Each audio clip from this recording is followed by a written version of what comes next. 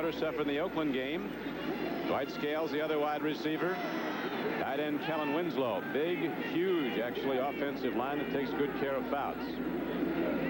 Muncy follows the guard. Penalty marker comes in, and Muncy got no farther than the line of scrimmage, maybe a pickup of a yard, as linebacker Larry Evans made the knockdown for Denver. The Orange Crush defense of the Broncos, and there's the signal against Denver, hasn't been putting the squeeze on too much lately. They grade out last right now in the American Conference. Chavis, Reuben Carter, Rulon Jones, who's really come out at right end, the front three. Jim Ryan, Larry Evans, Randy Gradishar, and Tom Jackson, two outstanding players on the right side there, and Gradishar and Jackson backing the line. Secondary has a long-time All-Pro, Lewis Wright at one corner, Aaron Kyle's the other. Dennis Smith, second-year player at USC. Starts as the strong safety, and Mike Harden is the free safety, with Steve Foley still out, fractured an arm early in the season. After the penalty assessment, it's 1st and 5 for San Diego. Muncy runs with the ball, gets to the line of scrimmage again, and no further, so it'll be 2nd down and 5. John? Don, usually you take a look at the films and you prepare how you think you might be able to start the game and defeat somebody at which point of attack, and you can see that from the film San Diego thinks they can run wide on Denver. Now, no one's been able to do it too effectively. They figured they'd try it, see if it works. If not, they'll go back to their old personality, firing the ball all over the plant, and I think that's what you'll see in just a moment. This is the home opener for the San Diego Chargers. Don Coryell said, I never thought our home opener might be an important game regarding the playoffs, but they look on this game as that important. A throw by Fouts on 2nd and 5, and you saw it tear him off his receiver, Dwight Scales. Well, we're getting a reaction from a group. Dan Fouts throws the ball. He's always been a quick release throw. He throws it to Dwight Scales, who is the replacement for Wes Chandler. Wes Chandler may be the reason San Diego's been as effective as they have been over the past 12 to 14 games. The end of last year, the beginning of this year, he adds a new dimension to their club, one that John Jefferson gave him a couple years ago, and when he's out of there, they have to do things differently. 3rd and 5. Here is Fouts in the flat. He goes to Charlie Joyner in his 14th year. Charlie Joyner comes down with the ball for 1st down yardage, a pickup of 10 yards on the play. Pickup of 9 yards on the pass completion. Joyner's been doing it for a long time and very well in his mid-30s. He's averaged over 70 receptions a season for the last 3 years for the Chargers. He's been the retained possession receiver for the Chargers, and he will be today. They've got Eric Seaver. Remember, they've got 2 tight ends, and they employ it whenever they get into a passing situation. What it does is it keeps the other team at bay as to whether they can't double all 4 receivers. So they've got to leave somebody one-on-one, and Fouts generally finds the open one. It's 1st and 10 for the Chargers, just short of their 40. No score, first quarter. Home run ball, running the fly pattern, trying to get under. It is Bobby Duckworth, a speedster out of Arkansas, first-year player. He isn't that fast. No. That looked like they said before they started the game, okay, we're going to run 2 wide plays, and then about the 4th play into the drive, Dan, you're going to rear back and throw it as far as you can, and maybe it'll extend the defense. We don't know if it'll be complete. We know it won't. But maybe they'll think we're going long a few more times. That he didn't even aim it at him. Well, it extended Bobby Duckworth. He's coming out. Catch your breath. Dwight Scales comes out in the right flank. Joyner's in the right slot at the lower portion of your screen. Oops. Once he left early. Everybody out there threw a yellow flag. The real terrible towels of this game. Dan did a rather wise thing, too. Once they're coming after you, it's just as good an idea to throw the ball as keep it, because sometimes those defensive linemen figure if you have the ball, we might as well take a shot. And he's had enough in his career. Encroachment started the San Diego backfield, so the calls again against Denver. There's Rulon Jones leaving early. You do that more often when you're in a blitzing situation. Encroachment, number 75, defense, 2nd down. Jerry Markbright, the referee. So the penalty brings up 2nd down and 5 rather than 2nd and 10. Joyner goes wide left this time, and Dwight Scales comes out on the right flank. Fouts has a problem, and they didn't call intentional grounding, but that's what he did, and very wisely, as Jim Ryan came in a linebacker blitz. And he did it very intelligently. Donnie. It was a kind of a late blitz. It's a delayed blitz. Well, the backs are responsible. You see, 46 Muncy would be responsible for Ryan, except he doesn't think Ryan's coming. Ryan lets Muncy just get out past the offensive tackle. There's nobody to pick up, Dan, and if he doesn't get it off real quick, that's what'll happen. Well, John Madden once told me, John Brodie, that there was nobody in the history of this game that was better at intentional grounding without getting caught than you. Well, that can be a compliment, and it can also He meant it as one. He meant it I might have been aiming at receivers. Here's the swing pass going to Chuck Muncy, and now they get the big gainer. And Muncy is all the way inside the 30 to the 26-yard line, and the Chargers get the big gainer. The first of this game with no score on the board. That is such a beautiful play. That's what you call running. This is just like a wide sweep. 27-yard gain. It looks like an end sweep. However, when you give it to a Chuck Muncy, there's no telling how far it might go, and that is not the kind of pursuit you're accustomed to seeing in Denver. That is not the old Denver orange crush you usually see all over the ball carrier. Ball is down on that 27-yard gainer to the 27-yard line, so San Diego now has it 1st and 10, and the Chargers start to challenge pitchback James Brooks. And he's down inside the 25, hits down close to the 23-yard line. Dan Reeves, at 38 years of age, looking for his team to get on track. Defense is down low in the standings, and the offense isn't certain just how they're going to go. They didn't have the ball yet, though, so they haven't gone anywhere. I really think that the strike hurt certain teams more than others, and I think Denver was one of the most hardly hit. And the reason I say that is they had just come off of a real big win against the 49ers up in Denver, and it got their season started. We'll get to it a little later, but I think they were hurt severely. Severs goes in motion. Fouts throws over the middle. He's looking at Joyner, and he's cordoned off by a linebacker and this free safety. I'll tell you, you know how you get great quarterbacks? They always have to have all the savvy, all the smartness. They have good receivers. But these fellas up front, Ed White, Russ Washington, Masek at the center, they make a life study of protecting Dan Fouts. Now these fellas, this is an outstanding defensive line. Rulon Jones, Reuben Carter, and they're not making any penetration at all. If they give them that kind of time throughout the day, you'll see a lot of points on the board. San Diego can make that scoreboard bring up the numbers. They did Monday night against the Raiders, but then that big problem in the second half when they ran out of steam, didn't score anymore, and lost 28-24. Here's the pitch over the middle. Coming off the flank, White Scales moves inside the 15-yard line. He has a first down for the Chargers. That's excellent protection. Good route run by Scales, but look at the protection. There's nobody in Dan's face. So when you're throwing the ball over the middle, in between the linebackers, you need a little leeway to see things clearly. That was an 11-yard gain, first down, and the Chargers are moving as they do so early so often. They are moving indeed down to the 13-yard line where it's 1st and 10. No score on the board, 11:48 to play in the first quarter. Second back through is Brooks. Not big, but very, very quick, and he got ahead for maybe a yard. Barney Chavis, number 79. Consistent defensive end out of South Carolina State, made the knockdown for Denver. Gain of only 2. It'll be 2nd down and 8. The building is sold out for a 30th straight game here in San Diego. Great day, temperature about 70. Little overcast now, but no threat of rain. Sunny throughout the morning. Field is dry and fast. Grass track. 2nd and 8 Chargers. Go back to Brooks. James Brooks hits hard, and he's not done until he fumbles the ball in the end zone. Let's see what it's ruled. It is a live football. It is a recovery by the Denver Broncos, and they got it out of the end zone. And it is unbelievable how close that was to a touchdown for San Diego, and then one for Denver, because he had everybody lined up to help him get there if he could have gotten by the 2 people that made the play. I think the Chargers were protesting that Brooks was down, but the official was right there, and he was not. And so the threat is stopped.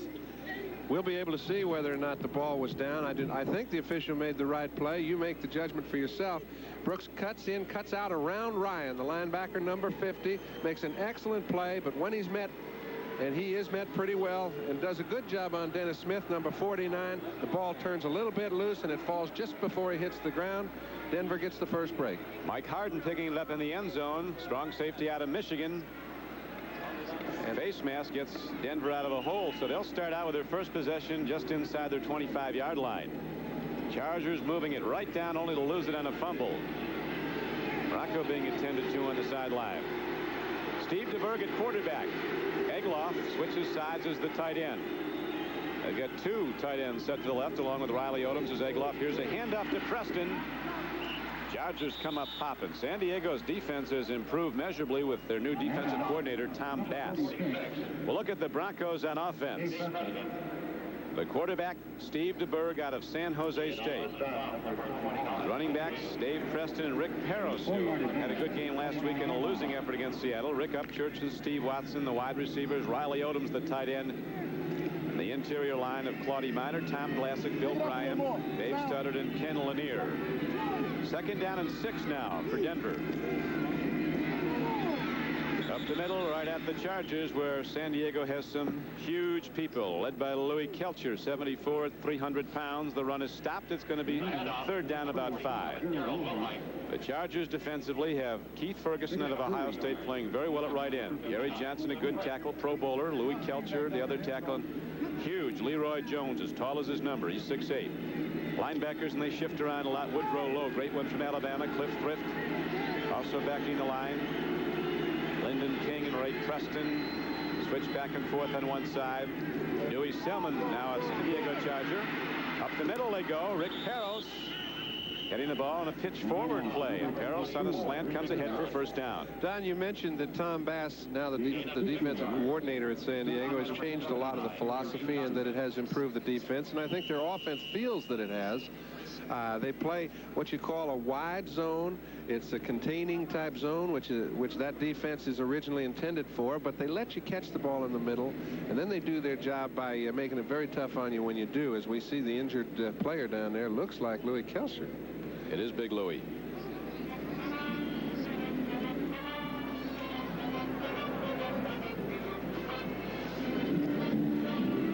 We'd like to welcome those of you who are just joining us now. This is Don Criqui with John Brodie at San Diego Jack Murphy Stadium. Don Coryell and the San Diego Chargers got moving right early in this game on their first possession, took it right down the field, but James Brooks was tackled at the 1-yard line of Denver, fumbled into the end zone. Mike Harden of the Broncos picked it out, ran it out, and right now Denver has the ball with no score on the board. It's 1st and 10 for the Broncos at their 38-yard line. Dan Reeves, the young head coach of the Denver Broncos. Both these coaches looking on this game of paramount importance early as the season is, because the loser comes out 1-3 and in real trouble as far as the playoffs are concerned. And it just increases the importance for Steve DeBerg. He's being put in a position where this is a game of utmost importance. And as we look at the way that Denver got the ball, San Diego made a beautiful drive the first time they had possession of the ball, all the way from their own territory around the 25-yard line, got it all the way down to the 1-foot line. The ball scoots out of Brooks' hands just before he's in the end zone. Mike Harden picks it up. They get the first break of the game. Denver has it on their own 38-yard line, and they're coming back at you. Now, DeBerg starting in place of Morton is a very big move on the part of Dan Reeves. We'll go into it as the game progresses, but Steve can play, but the situation he's in Denver is a lot different than the philosophy they had in San Francisco. Right now, DeBerg takes a drop, swings it out, goes to Rick Peros on a 1st and 10 play. Woodrow Lowe coming off the right linebacker. Makes the move inside and the knockdown at the 40-yard line. A gain of only 2. Louis Kelcher badly shaken up. Helped off by a couple of his teammates. Wasn't a leg injury. Just got dinged, it looked like. Louis been playing good football since he came back, and that hurts them severely. The big guy from Beaumont, Texas, who stuffs the run. Louis Kelcher, a Pro Bowl player. Now, on 2nd down and 8, DeBerg with a deep drop, throws over the middle. He has Preston, one of his runners, and Preston gets ahead for a 1st down and more. Dave Preston doing very well, caught the ball a couple yards short of a 1st down. Now penalty marker comes in. Preston got ahead for the 1st down and 8 yards beyond the marker with his run after the catch, and then the marker, it's probably against the Chargers. And that's the sort of thing that San Diego has done over the years. When they give a team a big play, they'll do something that really isn't in the best interest of the group or them winning a ball game. They do a lot of stupid things, and that's the sort of thing that I was told before the ball game they've kind of stopped doing. Now, DeBerg throws the ball to Dave Preston. It's a zone defense. He takes the outlet pass. It's a quick release. This man's a very good receiver. As halfbacks go, breaks a couple tackles. Woody Lowe, that's a tough man to get around. You see they knock Preston out.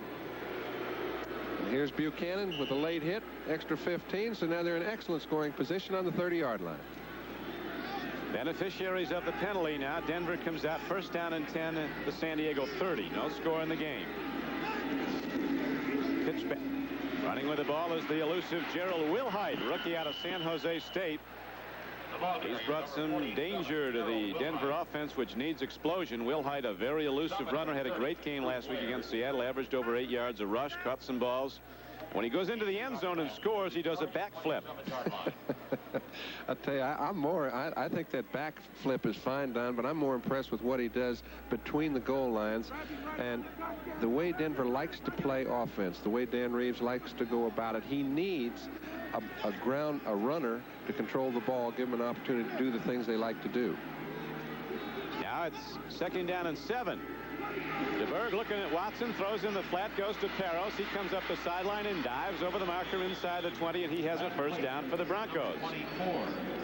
So DeBerg moving the team. The Broncos also beneficiaries of penalties. Cincinnati beats the Raiders. LA's first loss of the season, 31-17. St. Louis in an upset over Atlanta, 23-20. All final scores coming in. The Colts shut out for a second straight week. Buffalo 20, Baltimore nothing.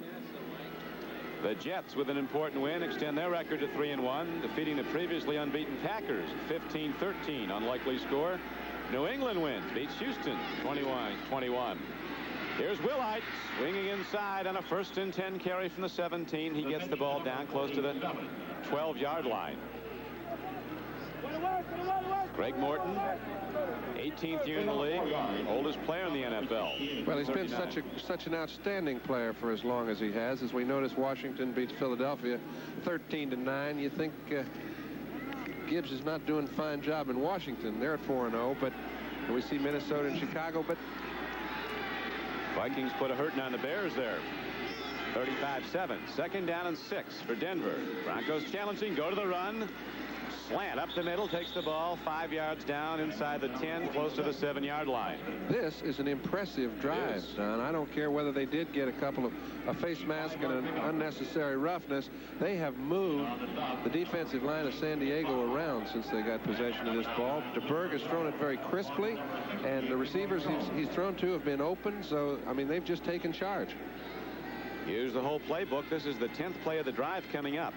There's no score on the scoreboard. 6:35 to play in the first quarter. San Diego is right down to the 1-yard line when Brooks fumbled, and now Denver's coming the other way. 3rd and 1, less than 1. Wilhite, good play. Cliff Thrift, number 59. Big play, a knockdown for a loss. It's one play that can save you 4 points, which this one appears to be doing. Instead of 7, it looks like it's going to be a 3-pointer. It's a chip shot field goal. 3 points won't be any indication of the way both offenses have moved the ball up and down the field in the first quarter. San Diego fans aren't booing, they're yelling Louis. Kelcher just came back in the game. Rich Carlos is the place kicker. There have been a few that have gone through Denver in the recent years. Carlos, a free agent from Cincinnati. A barefoot kicker. Going good so far, and he continues to. First points are on the board with 5:33 to play in the first quarter. The Broncos on a 12-play drive come down the field and get 3 on the field goal. And we'll be back with the Denver kickoff after this. He has a problem, and he goes out of bounds at the 13-yard line. The Chargers start out in a hole, but with their offense, they can get out of it in a hurry. Well, that's the sort of decision, though. I mean, you can see when a team's going real well and when they've got to regain their momentum. Now, since halftime of last Monday night's ball game, San Diego has not scored, yet they've run the ball and thrown it for over 350 yards. The little things are stopping them. It's the indecisiveness of their group that's holding them back. You saw Brooks there. Instead of taking it to the 20, he tries to run it out, but he didn't decide to do that till it was too late, so they're in a hole again. And they go 1st and 10. Fouts swings it out. Here's Muncy with a blocker and Ed White in front of him. Muncy, tough man to knock down, gets ahead for a gain of about 6 or 7 yards. Louis Wright, 3 times an All-Pro for the Denver Broncos at the left corner, made the tackle. Yeah, and I've always liked the defense of Denver. And sometimes when you have a defensive-oriented philosophy like it has been in Denver over the years, they get a little tough on your offense. Well, their offense plays to keep, to take a few chances. And when you do that, it's not the basic personality that a quarterback likes, and I think it puts him in a tough position. 2nd and 4 now for Fouts and the Chargers. Here's a long throw, and Charlie Joyner comes down with the ball across the 35-yard line. They'll spot it at the 38. Strong safety Mike Harden hit him, but there's a 16-yard gain on the play. I don't think you'll be able to see it here, but it's a little play-action pass. Winslow underneath draws a lot of attention, opens up a hole over the middle for Charles Joyner. You see Winslow underneath. When you see him underneath, he falls down and trips. The linebackers get caught up with the play, get out of their area of coverage, and it opens Joyner wide up. Watch this. He runs over the official. He falls down. They get attended. Completion. Thank you, ref. The 12th man. Handoff to Muncy, and he keeps on working on 1st down and gets to the 45-yard line for a gain of almost 7. Other scores coming in.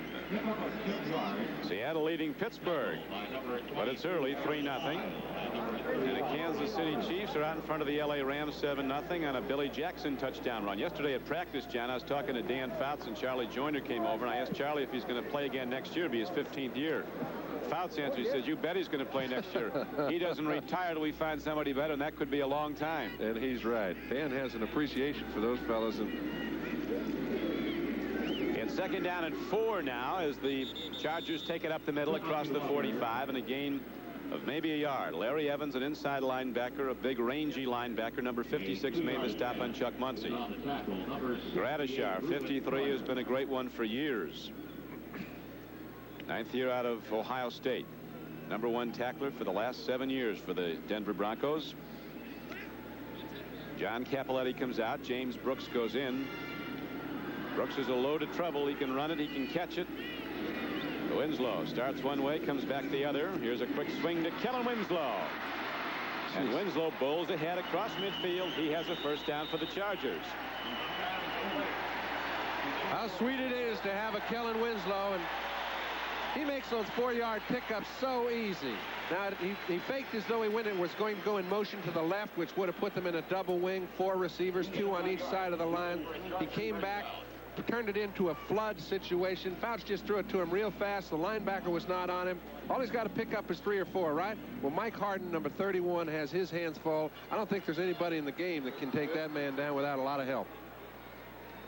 Well, nobody did take him down. They pushed him back, and it was a 1st down gain on the play from the 49. Brooks, so quick. Rockets off the left side. The trap blocking of Wilkerson opened the way. Masick, the center, Wilkerson, and the left tackle Shields all moving out.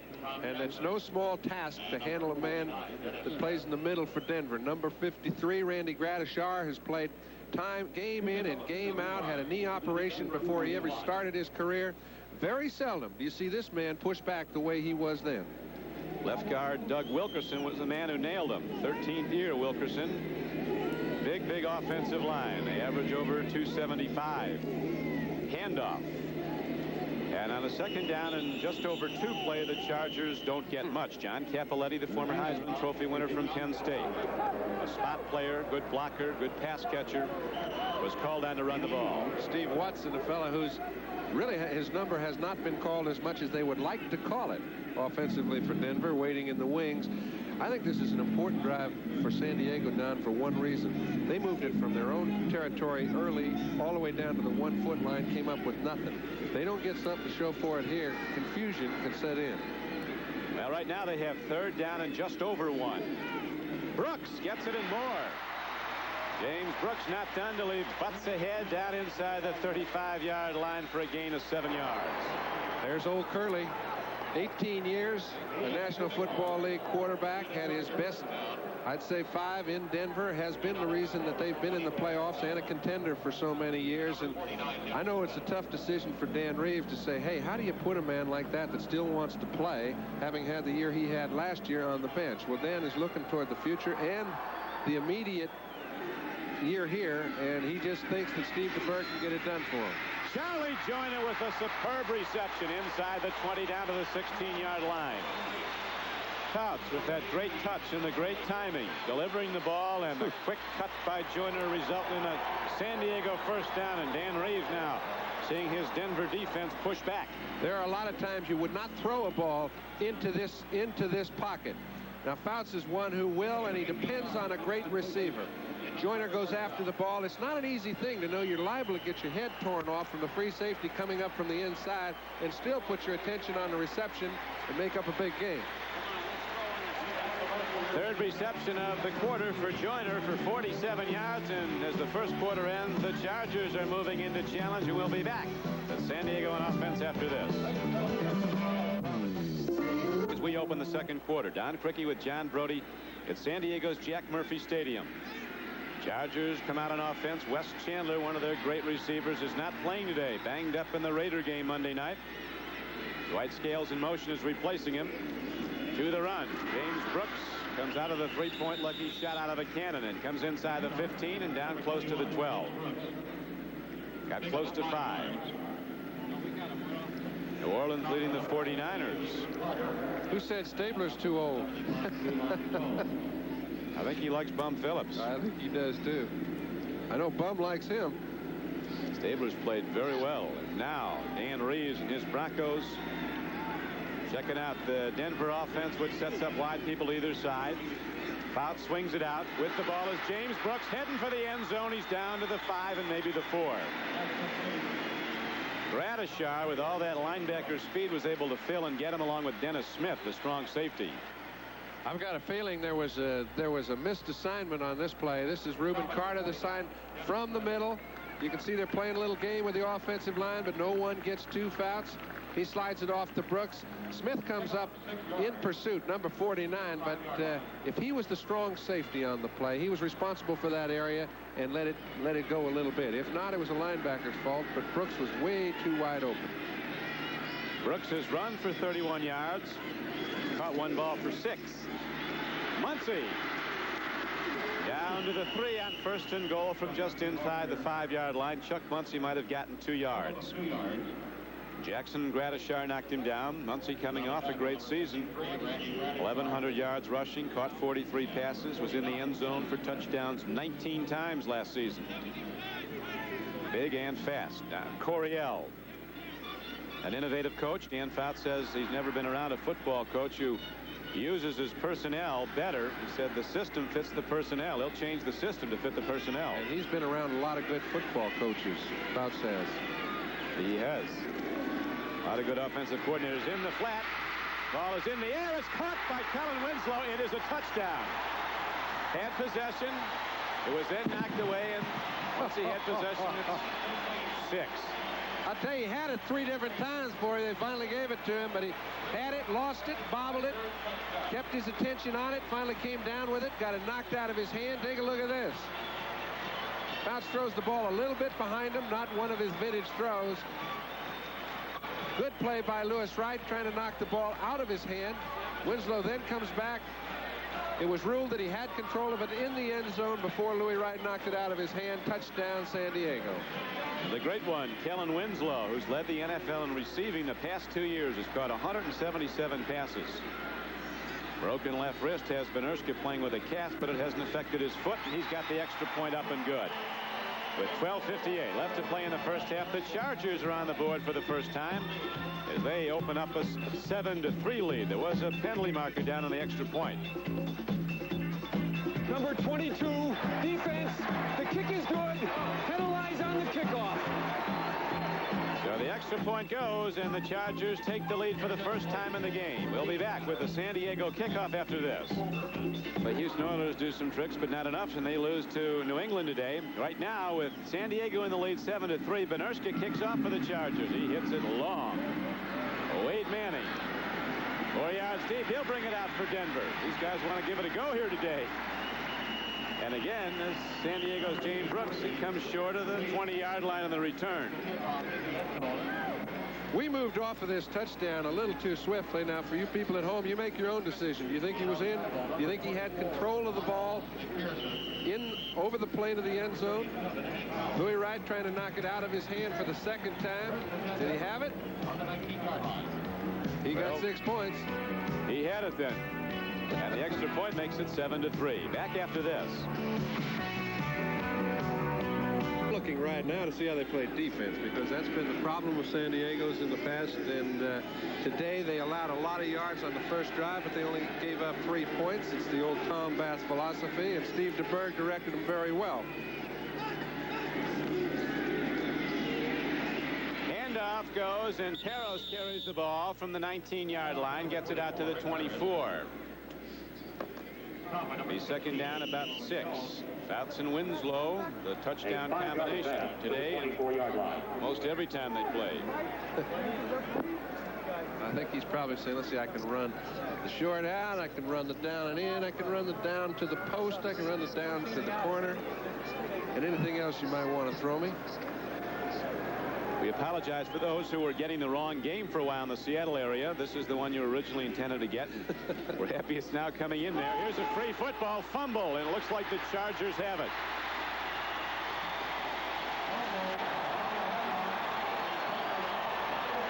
Leroy Jones.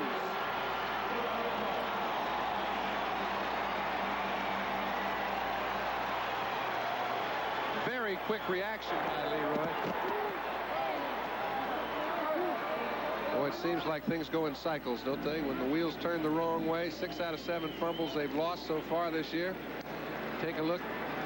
Peros looks like he never had the ball. Looked like the handoff between he and DeBerg never did get securely under Peros' arms. As a result, turnover. Now Fouts looks to get some points and throws for Joyner, running a slant in, but there's too much on it.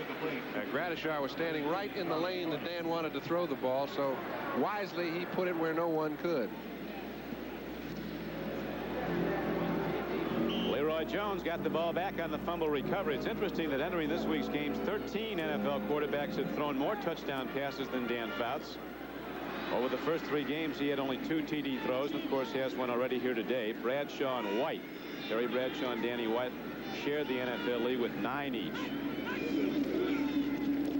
John Cappelletti tries the middle and gets some yards on second down and 10. He's inside the 25-yard line down to the 23. Linebacker Jim Ryan tackled him. They must have been trying to fool somebody, because I don't think I have seen, since I've been an observer of San Diego offense, John Cappelletti, 2nd and 10, ever carry the ball over the middle. He might take it on a draw or a short pass, but that's the first time I've ever seen that play. Cappelletti, the man who won the Heisman in 1973, missed the 79 season. He was originally the #1 draft choice of the Los Angeles Rams in 74. Traded here in 1980. Fouts on 3rd and 7. Guns the ball. It skips up, incomplete off Charlie Joyner. Dennis Smith was covering for the Denver Broncos. Dennis Smith was covering very well, too, Don. Their defense played well after making that turnover. So far, Fouts is 9 of 14 for 107 yards and 1 touchdown. And now Benerska's out to try a field goal. Number 6, Ron Benerska. Best ever inside the 30. Career, he's 95% plus inside the 30-yard line. This will be a 41-yard attempt. It's been said that cast doesn't bother him. I think from this distance it does make it a little bit tougher. He's got it. Benerska's never had a football injury, but he broke his arm playing tennis during the strike. Got to stay away from those rough sports. 10-3 San Diego. Murphy Stadium, where the Chargers lead the Broncos 10-3. Benerska, who just hit the field goal from 41 yards out, kicks off a high one but short. Wade Manning takes it ahead, turns the corner, look out, to the 30 and the 35 and finally to the 40.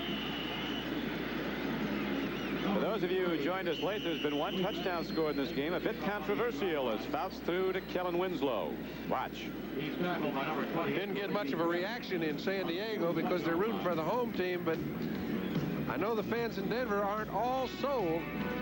This is as complete a touchdown as it was given.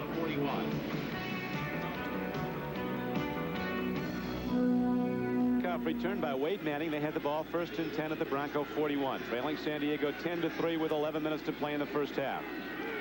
Dave Preston trying to go wide. Now he comes back and he gets some room. Good run by Dave Preston, a free agent out of Bowling Green. On his 5th year with the Broncos, a 13-yard gain when it looked like he was trapped. Yeah, take a look at what a running back sees. Here he's got the ball. Now, obviously, he doesn't see as much as we do. We see a pretty good picture because we see many more people than he does. But when he makes his decision to cut back, he would like to have cut right up. He couldn't do it, came out to the right, and once in a while you get lucky like this. You pick up the first down and keep your drive alive. Most of the time you lose yardage. So on the first down, DeBerg takes a look long, has a man, and throws it down to the 42-yard line. Rick Peros takes a beating but holds on. Don, we talked about the philosophy of Tom Bass and his offenses. We see San Francisco got 3 to put within 4 New Orleans. They play that 3 deep zone defense with 4 underneath linebackers, and after you do catch it, you pay the price. Take a look. You see the 3 deep zones being covered, the 4 linebackers where they are. Now he's got to throw the ball to the short man because all the rest were in their areas. When he does, you see the punishment that takes place. He got a load of Woody Lowe after he caught the ball, then a load of Cliff Thrift. But it's a 6-yard gain, and on 2nd and 4, Peros gets the ball, runs ahead for a first down, but a penalty marker comes in. There is a marker down on the signals against Denver. Oh. Dave Lewis was on the tackle.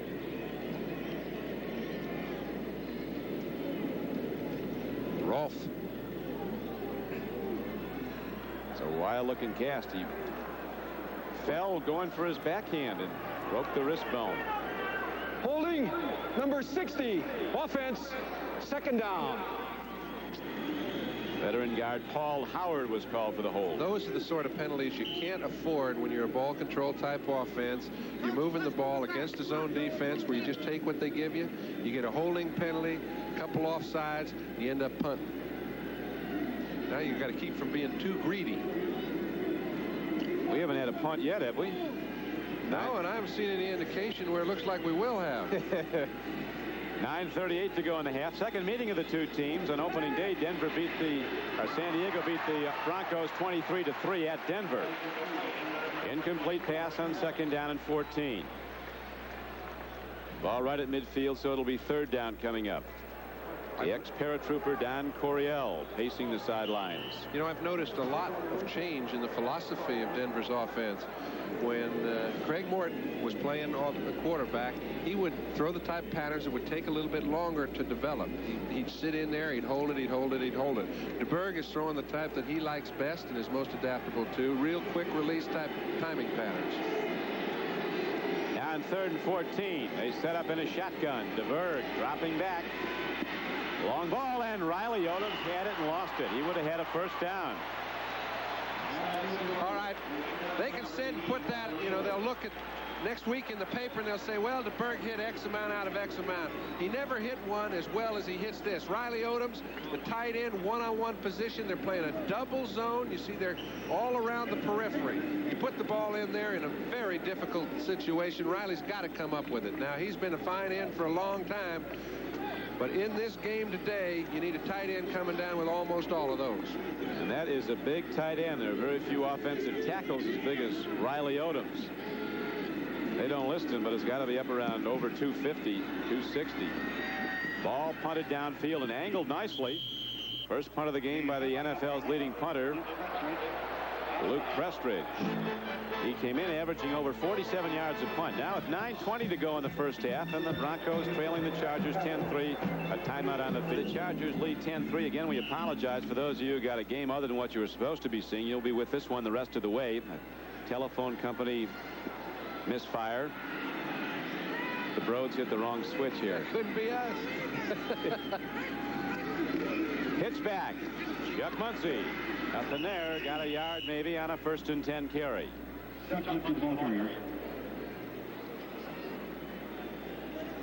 Tom Jackson, a fellow that's played a lot of good football as an outside linebacker for Denver. Plays off Capoletti. He's number 57. Makes a fine tackle on Chuck Muncie, and that's about as complete a play as you'll see a linebacker make. Tom Jackson said, John, before the game, our defense hasn't been making the big plays, and that's what we have to have for this team to win. Big plays in the defense. Now it's 2nd down and 8 for San Diego. No markers. Some heads bob. Here's a throw. Out there is Charlie Joyner. Charlie takes the ball at the 35-yard line and pays the price, but he comes down with the football intact. Oh, you know, if you're a receiver, that's what separates the Charlie Joiners from the Johnny-come-latelys. He knows Fouts has to throw the ball soft to get it in between the two defenders on the sideline in the zone. He just stands there and waits and waits and waits, knows he's going to get his block knocked off, and Mike Harden does not surprise him just as he catches it. Thank you, lights out, but we do have a first down. Charlie's doing well. Has caught 4 today for 64 yards. That was a 17-yard gain. Muncy breaks it open. And Chuck Muncy, running hard, comes across the 50 and down to the 47-yard line. An 18-yard run from scrimmage. 18 yards. Tackle by number 31, Mike Harden. Muncy slow getting up. And as they say about Earl Campbell, slow going down. Looked like he got his head jammed a little bit as he took Mike Harden with him. So from the big back at 6'3", 235, Chuck Muncy, they go to the little back. Also dangerous in James Brooks, 5'9", 180. Cappelletti is the up back, the block. James Brooks darts to the 45-yard line where Gradishar tackled him. That's the toughest play to defense in the game, in my opinion, is a draw play with a good running back against a team that throws the ball as well as San Diego does. You just can't prepare for it no matter how many times you see it in the film. No matter how good your linebackers are, they have to respect a good thrower. When you have a good running back, it just makes it that much more difficult. And the good throw is certainly out there for San Diego. Dan Fouts dropping to throw after setting 13 team and NFL records last season. Winslow can't hold on this time on 2nd down and 8. It's interesting, John, at the outset of the show you were pointing out that in your opinion Dan Fouts not only might be the best football quarterback right now, but he might be the best ever by the time he's through. The year he was drafted in '73, there were 5 other quarterbacks picked ahead of him. He was the 3rd draft choice. I happened to be his agent. They wouldn't let me do that, but he was the 3rd draft choice, but he was the first player picked by San Diego, so they knew. He played on the coast with Oregon. They knew just how good he was. He was hurt in his senior year, and that's why he was picked late. Did you get him to sign one of those napkins like you did? He's doing all right. Here's Fouts throwing, and again, Charlie Joiner. They just can't cover 35-year-old Charlie Joiner. A perfect strike from Fouts. Great timing, waits for the break, and then releases.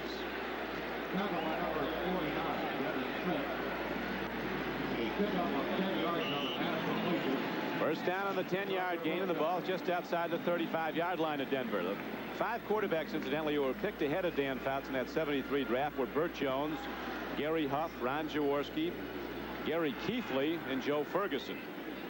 A couple of them were awfully good. A couple of them have disappeared. Not Fouts. Here's James Brooks on 1st and 10, running hard down to the 30. San Diego putting up an awful lot of offensive yards here in the first half with 6:10 to play in the half, and the Chargers leading 10-3. With Dan Fouts at quarterback, over the seasons he's played, the Chargers have won 73% of the time. And the Pro Bowl quarterback for the AFC the last 3 years. And they haven't been #1 in defense over the years either. We see Chuck Muncy being attended to down there. He doesn't look to me to be in real good shape. It looked like he got his neck jammed or something when he got hit the ground on that last run. So sealed off the 18-yard run, the big play in this drive. Now they go back to the run to the Chargers on 2nd and 5. 5:30 to play in the first half. While we have a moment, let's go to New York for an NFL update. This is Mike Adamle in our NFL 82 studios in New York. The Rams, looking for their first win during this strike-shortened season, have tied the game against the Kansas City Chiefs on this 2-yard touchdown run by Wendell Tyler. It's 7-7 in the second quarter. Thank you, Mike. 7-7. LA Rams put some points up with the San Diego Chargers driving here at San Diego. Fouts looking around. He checks everybody out. Gets the open man. Here goes Winslow heading for the end zone. It happens fast.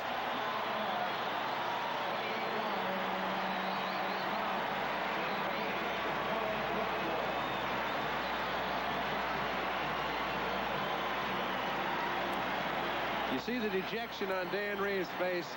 I don't know how you stop as many game breakers as San Diego has in their offensive lineup. This play, Kellen Winslow takes a Dan Fouts pass, but Charlie Joyner just picks off 2 defenders to keep them from getting into the play. That's Joyner handling Mike Harden, who otherwise would have made the play. Just heads up, alert work. Winslow in for 6. And Benerska now looking to put up a 17th point, which he does.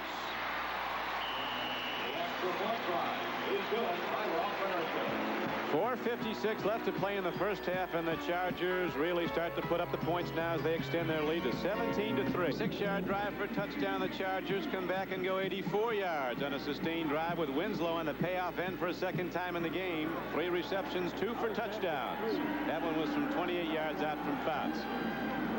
Now Benerska kicks off with San Diego in the lead 17-3. On the 1 hop, Wade Manning fields it. 25. And to the 32-yard line. So Denver needing big plays. It looked like they had one earlier. Remember that 3rd down throw to Riley Odom's right in his hands, but he couldn't hold on, and the ball went back over to San Diego, and shortly thereafter it was in the end zone. This is the sort of coordination, the kind of play you sometimes don't see, which is so responsible for your receivers taking a touchdown. You see Charlie Joyner coming from the left side, comes in, kind of picks off Mike Harden from making any play. Winslow's in the end zone. They get an easy 6. Sat down with Mom, talked to Dad. Can't get it together, makes you feel sad. You know you can do it, you wonder where. You want it soon because you really care. The services can help you so you not only get better, you really grow. Talking Army, Navy, Air Force, Marines. You'll work hard, they'll make you a man. Responsibility is part of the plan in the Army. 17-3. San Diego hitting quickly with 2 long drives. Kellen Winslow with 2 touchdown receptions. Now Denver looking to break the game if they can get the big play and get back in it. There's the long ball. Watson running under it. Cornerback Mike Williams from LSU was right with him. All right, Donnie, we've talked about the secondary some, the philosophy of the San Diego Chargers. This is why I think they're a better team. They're playing the let them catch the 15-yard balls. Do not let them run any patterns down the field and beat you deep, get quick 6, because our offense will handle all the rest of the problems. This time, DeBerg trying to score quick, tries to get to Steve Watson. Both defenders are safely back behind him. No play, 2nd and 10. That's why I like San Diego this year. And DeBerg with the miss on the first down throw, and now comes out with a team as 2nd and 10. Here comes Leroy Jones. Good play. Gets it off to Peros. The screen was set, and Peros is ahead for a 16-yard gain to the 49-yard line.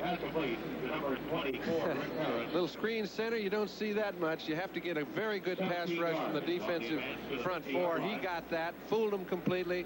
Peros picked up the first down. Beautiful play.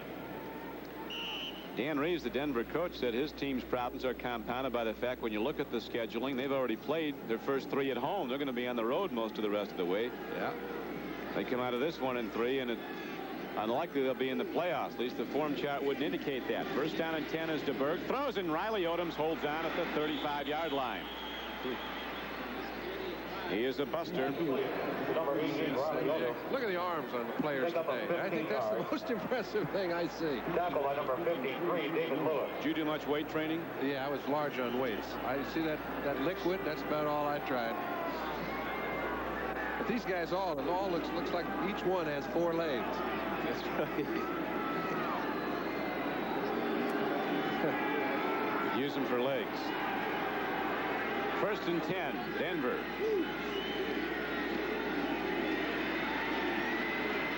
Watson going up, but the ball is overthrown at the 10-yard line. Clock stops with 3:16 to play in the first half. Watson hasn't caught a ball yet. In fact, none of the wide receivers have for Denver. Well, you play a zone with different combination coverages from it, and you can really take away the effectiveness of a receiver. And that's what Tim Fox's job has been with Bruce Laird, Willie Buchanan. These fellas have played excellently throughout this first half, and that defensive secondary has to play well to get the offensive ball back, and it looks like these guys have improved a lot. They've been in five-back defense a lot, and that hadn't hurt them. What's happened to the Niners? I don't know. Gerald Wilhite runs for Denver on a second down and 10, playing us down to the 31-yard line. DeBerg's quarterback well has hit 7 of 10 for 81 yards. One big drop early in the game. The last time the two teams played on opening day, when San Diego won 23-3 at Mile High Stadium, Broncos turned the ball over 6 times. That was their undoing. Well, and Steve, I'm sure, he has disciplined himself not to try and force the ball, and I've noticed he's thrown 2 or 3 balls that weren't there away on purpose. He has not missed any receivers that were open. Gets himself in a shotgun now, and 3rd down and 7. Swing pass to Wilhite. He's trouble. Look at this little guy. Gerald Wilhite gets ahead for a 1st down. Number 1 draft choice out of San Jose State. Absolutely beautiful. Gerald Wilhite, everybody knows he's an outstanding runner. He was Jack Elway's protege out at San Jose State, so if you lived in Northern California, you knew a lot about Gerald Wilhite. But this is turning a no-gain screen into a 1st down play, and only a guy with great awareness, outstanding running ability, can pick off his blockers like he did then and pick up the 1st. Do they need it bad when you're trying to control the ball? They do. So they get the big play they've been looking for. Now with 2 minutes to play in the 1st half, the Chargers are down to the 21-yard line of San Diego. Get San Diego. Don Criqui along with John Brodie. Both these teams needing this game badly. The loser comes out 1-3 and in real playoff trouble, even with the expanded format. What do you think it'll take to get in, John? Well, I think in the AFC there's a good chance it'll take 5-4, in the NFC 4-5, only because the AFC has been winning a large majority of the games between the two conferences, and that's not a good sign if you're behind after 4. Denver starting to challenge now. They need a touchdown badly. Down 17-3, 2 minutes to play in the half. Preston running hard behind some big people on the left side. Claudie Miner and Tom Glassick. Preston's ahead for a gain of about 6 yards. Only 3 points to show for it, Don, but I'm impressed with the way DeBerg has been patient. He's hit the receivers that were open. This is the 2nd convincing drive that he's been part of, and I am very impressed with Gerald Wilhite. Yeah, he was gone. He was trapped in that last one and got ahead for the 1st down. Now it's 2nd and 4 for Denver. Throw, man's open. Rick Upchurch, touchdown, Denver. Just like it's in the playbook. Beautiful timing. DeBerg never did indicate he was going to the left side to Upchurch until the last possible moment. A perfect 5-step drop pattern that put this ball game back into play again. Well played 1st half by Denver offensively. 10 points or 9 to show for it with an extra point coming up. But you notice when he did turn, he was ready to deliver the ball. Upchurch made a good break, left 2 defenders flat. They get back in the game. So Coach Reeves feels a little better now. He was the offensive coordinator at Dallas for 3 years when the Cowboys were the highest scoring team in the league. The extra point by Carlos is up, and it's good. San Diego's right back in this. It's 17-10. Denver's right back in it, trailing by 7, and Broncos ready to kick it off and come back to Jack Murphy Stadium. End zone much of late, but he's got a new move once he gets there. Everybody's got their little act. You can't get injured with this play. I love it. He still gets the 6 points too. Those backflips can put you in traction like his teammate Gerald Wilhite does. We haven't seen him in the end zone yet, though. Here's the kickoff by Carlos. James Brooks at the 2. Look out. 30. Penalty marker. Kicker caught him. 1:14 to play in the half.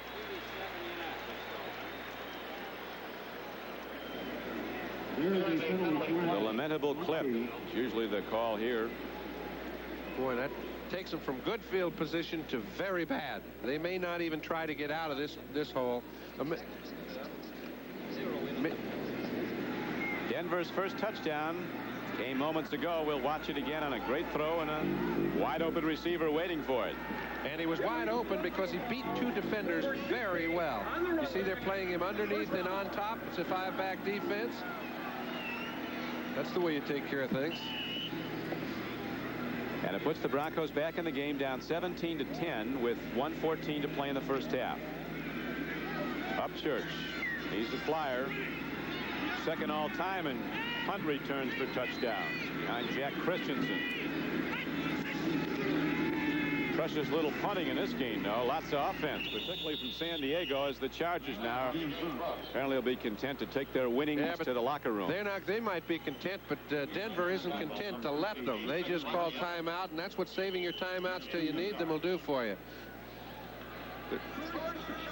So while we have a timeout called by the Broncos with a minute, announcement was furnished as a public service by the National Football League.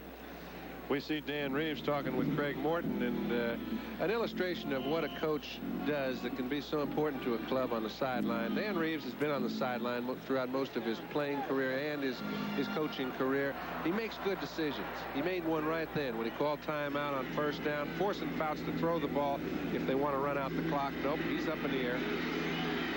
Here's a throw, and there's Winslow again. His fourth catches. A big gainer out to the 28-yard line. I keep telling you what great coaching it is. He may have forced him into a score. Clock winding down, though, after a 16-yard gain. Now San Diego calls timeout, see? San Diego. Is that great coaching? Yeah, stuff you, stuff me, stuff you. That's the way that works. So you were Dan Fouts' agent for a while. Well, until they decided we played him twice, they didn't want me getting his contract for him. I don't know what it had to do with him, but that's when Howard Slusher took over. I think they'd rather had me. And the owners would. Next Saturday, sit back and enjoy as NBC Sports brings you a full day of college basketball and sports world. First, it's the defending NCAA champions, the North Carolina Tar Heels, taking on another outstanding team from LSU. Then on NBC Sports World, the Peacock travels to London, England, where the world's finest bodybuilders compete in the Mr. Olympia competition. Also, it's the U.S. versus China in women's volleyball, and a revealing profile of young boxer Tony Ayala, plus his junior middleweight bout with Carlos Herrera. That's all next Saturday, 2 o'clock Eastern Time on NBC Sports. 43 seconds to go in the first half. NFL 82 and an update as the league goes into its fourth weekend of play, albeit the last weekend of November. Fouts throws, and out it goes to James Brooks. Doesn't get much, but he did get out of bounds. He stopped the clock with 36 seconds to play. Awful lot of time to score. It was that one play that got him out of the hole that changed the whole feel of the drive. Dan Fouts, a man who keeps it in the air, but he does it with discretion. Has a very low career interception rate, less than 3%. And most of those were thrown when San Diego was a much worse team when he started earlier. 17-10, Chargers. Another connection. Dwight Scales, another of the good ones from Grambling. Another timeout, too. It's such a nice thing to watch if you're interested in offensive football. Doesn't matter what team's doing it. And Denver has made a lot of fine plays also. You take a look at the way a quarterback handles the secondary. Scales at the bottom of your screen, goes into a double zone coverage. When he gets underneath, he bowed back to try and extend the size of the defense. Now, the two deep safety men cannot make their play until the man makes his final cut. It gives Fouts a little bit more room to throw the ball in. It's the thing that really caused the completion, and it's the difference between an outstanding play and one that goes incomplete. Dan Fouts keeps everybody part of the action. He spreads that ball around. Bet he does, because anytime somebody's open, he'll let them have it. Typical Dan Fouts day, 15-22 for 203 yards and 2 touchdowns. And when he goes over 300 yards today, which we presume he will, he'll break Unitas' all-time career record. It'll be Dan Fouts' 27th 300-yard game. Dan Reeves stands like his former mentor, Tom Landry. Didn't bring the hat or the raincoat with him. I was going to say he doesn't have quite the style yet, but he'll accumulate that over the years. I like those sweater and shirt men personally. He had an offense at Dallas, scored 60 touchdowns, but when he came to Denver, he found that he didn't have Tony Dorsett, Danny White as part of his X's and O's. Oh. Here's a home run ball, and a man is there, and it's tipped away and almost intercepted. Louis Wright showing his Pro Bowl stuff. Sir, that was excellent coverage, and Fouts got plastered on the play. He just hung in there till the last possible moment. You see, when you get hit on the legs, you can't generate the power in the ball to get down to your receiver very swiftly. Now, it was a good play to keep Louis Wright from intercepting, actually. Take a look at it. Bobby Duckworth doing all he can, trying to keep an interception from happening, and he did.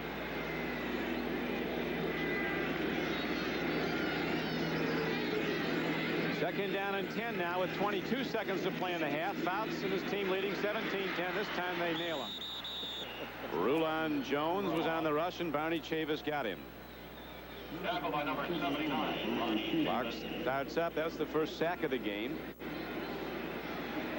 Denver scored first, went out 3-0. San Diego got cranked up and took a 17-3 lead. Now as the first half concludes, it's 17-10. It will be at halftime. And Dan Fouts comes over, and another timeout finally called. And the problem here is this is the third timeout that's been called, so any pass he does complete has to be run out of bounds to give them an opportunity for a field goal, unless it's a touchdown.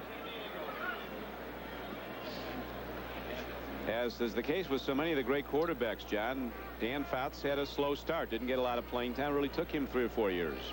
Well, it's always the case when you're with a group that really hasn't got much offensive structure, many offensive people, but boy, he's got them now.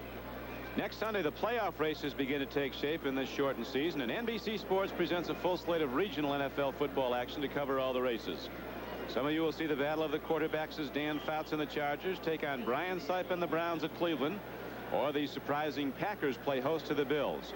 Many of you in the West will see the LA Raiders with their super rookie Marcus Allen host the Seattle Seahawks. It all starts with NFL 82. Check your local listings for the game and time in your area next Sunday on NBC.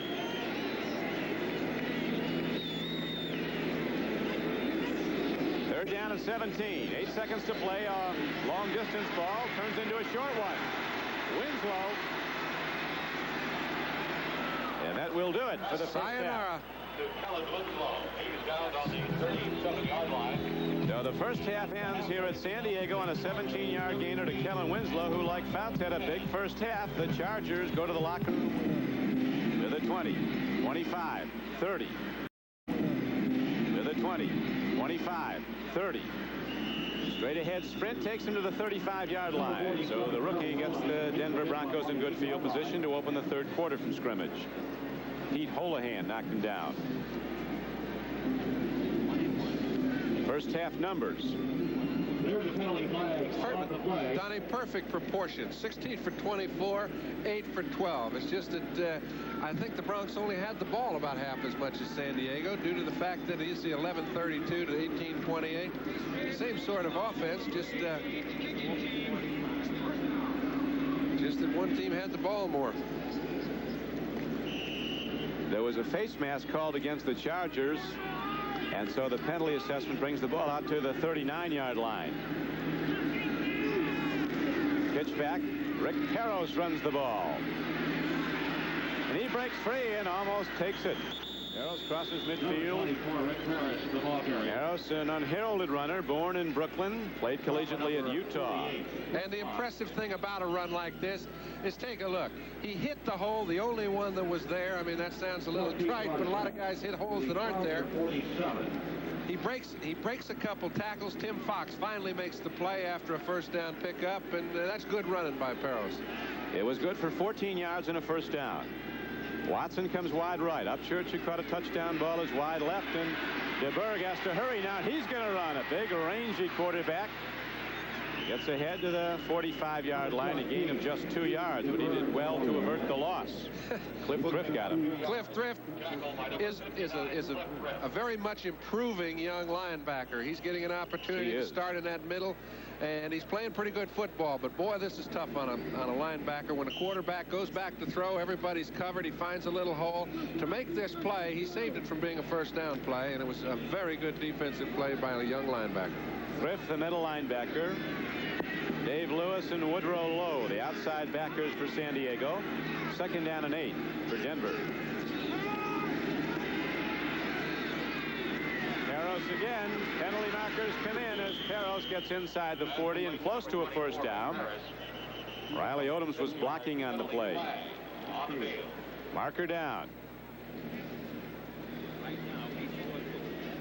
Looks like a little defensive holding call.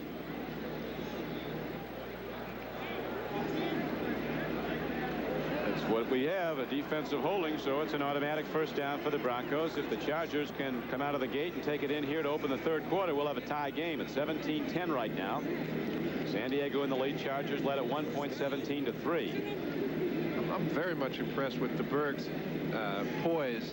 I think if there was a concern about Steve when he was in San Francisco, it was that factor. And Holding number 53, defense, automatic first down. And he's illustrated throughout training camp. He played exceptionally well, and he actually won the job. And most of the fans were a little surprised he didn't get the job. Now he comes back. He's been designated as the starter, and we mentioned he does have a lot of pressure on him. And I think he's playing excellent. Really is. A lot of poise, as you pointed out. A lot of control. DeBerg getting a chance and looking good. It's 1st and 10 now for Denver. Gerald Wilhite gets inside the 40 and down to the 38-yard line, and some people start knocking after the play. Well, Leroy Jones brought him down. Yeah, there's a guy that's been in on a lot of plays. Bruce Laird, new acquisition from Baltimore. He's playing strong safety and some free safety for the Chargers right now. He and Steve Watson had a little go at it down there. If you're not having a lot of balls thrown to you, it's fun to get a piece of somebody. Tim Fox, the former Patriot, is the free safety, 48. Chargers are down to their 3rd strong safety. Bob Greger went out with an injury. Andre Young backed him up. He was hurt Monday night. Now Bruce Laird is in there. 2nd and 8. Here's a throw. It's connection to Peros, and he's down to the 31-yard line. He'll be short of a first down. It'll bring up 3rd and about a yard, a 7-yard gain. This is quite a pair to draw to. I know if I was a quarterback, I wouldn't draw to any two like that. So productive. And then you throw Wes Chandler in, and you can understand why Dan Fouts has the stats he does have. He's a great quarterback. Without help like this, it's impossible to play at the level they have. Kellen Winslow and Charlie Joyner waiting for the offense to go out. On 3rd and less than a yard, Denver goes quickly up the middle and gets the first down. DeBerg at 6'4", 215, takes it himself. Okay, pretty good straight ahead block this time. Bill Bryan, the center, makes right out on Swift, gets a stalemate and a first down.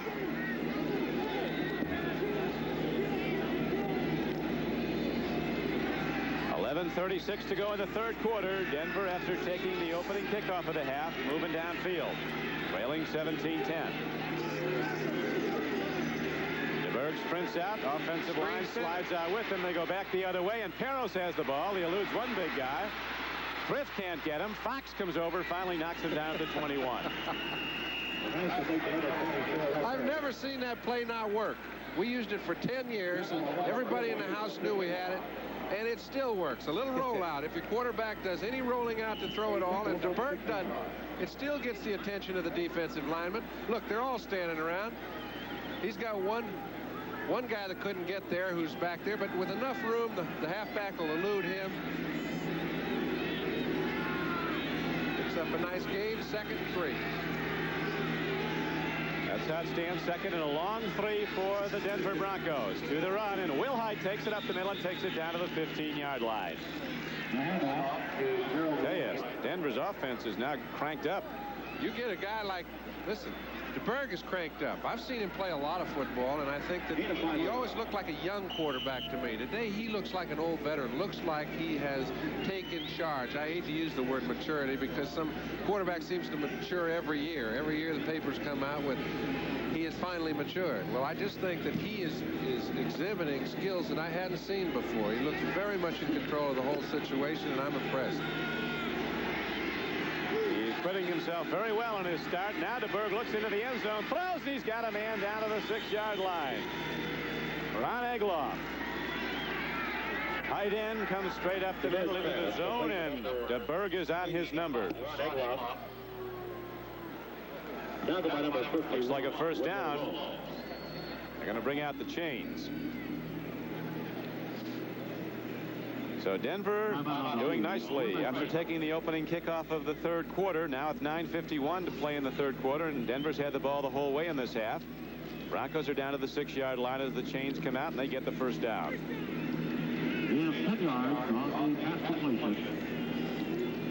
first of the Broncos on the Chargers. DeBerg 11 for 15, John, for 115 yards and a touchdown. And it's the way he's doing it. You can see Craig Morton played so well for so long in Denver, Dallas, New York Giants. He played this game for 18 years. It's awfully nice to be able to stand over there on the sidelines, if you want my opinion. Listen, that backup quarterback ain't a bad deal either. Dude. Can last a long time in that. 10th play of the drive coming up. DeBerg rolls out. He's going to go into the end zone for a touchdown. DeBerg takes it in himself. That's what I was talking about earlier, Don. He made no hesitation at all. When he got out around the linebacker, generally you see a kid look for the pass receiver. The reason and by the time he would have done that, it would have been too late to take off and go. If we're lucky, we'll see the linebacker standing in a position where if he hadn't made the decision when he did, he would not have made it. Good illusion. Now he's gone. He's gone. He doesn't stand around looking for his alternate receiver. Both linebackers converge just a little late. He goes in for 6. So the Broncos now have their second touchdown. DeBerg threw for the first one, got it himself on a run with the second one. Carlos hits the extra point, and the game is tied. 9:26 to play third quarter, and Denver, after trailing 17-3, comes back to tie the ball game at 17-17. Here's James Brooks at the 5. To the 20, and there's a channel open as Brooks crosses the 30 and hits out to the 35-yard line. James Brooks comes out of some great backfield from Auburn, Alabama, and Auburn University. Same backfield with James were William Andrews of the Falcons and Joe Cribbs of Buffalo. You wonder why it took them till this year to win as many games as they did. Well, they got the bear yesterday. Yes, they did. DeBerg in repose for the moment. He's played a fine game and has brought his team back into a tie. Now we'll see what Fouts and the Charger offense does. 1st and 10. Joyner gets the ball, and Charlie Joyner delivering all day long. And a lot of help from Kellen Winslow. Joyner caught the ball for about a 12-yard gain, but Winslow came on real late to help. And I mean, when that ball was caught, he was coming. If Charlie would have broken a tackle, he may have been gone. That's helping. Well, when I saw Joyner yesterday, he was talking, I was asking about Frank Lewis, who's another great one from Grambling who seems to play forever. He said, but Frank's just a kid. He's only about 12, 13 years in the league. Fouts, 1st and 10 from the 45. He gets time, and he throws a strike to John Cappelletti, but he didn't hold on. It came actually low. Well, Fouts wanted to go to Winslow on the play, Don. He had to come off late, but you can see why he didn't. Here comes Kellen off the line of scrimmage. Ryan chucks him pretty well. Then he turns him over to Gradishar. Gradishar will pick him up. Then he covers him like a blanket. There's nowhere to throw the ball. That's good defensive linebacker play. And the resultant incomplete pass makes it 2nd down and 10. 8:30 to play, third quarter. High game, 17 all. And Fouts to Chuck Muncy. Look at Muncy go with the ball. He's inside the 20. And Muncy brings Jack Murphy Stadium and the sold-out crowd to its feet. Problem is, there's a penalty flag thrown, and we might be privy to finding out why, because if you take a look at the man that was supposed to be on Muncy, it was Tom Jackson, who was hustling from the time the ball was snapped to get in the area, but he got picked off.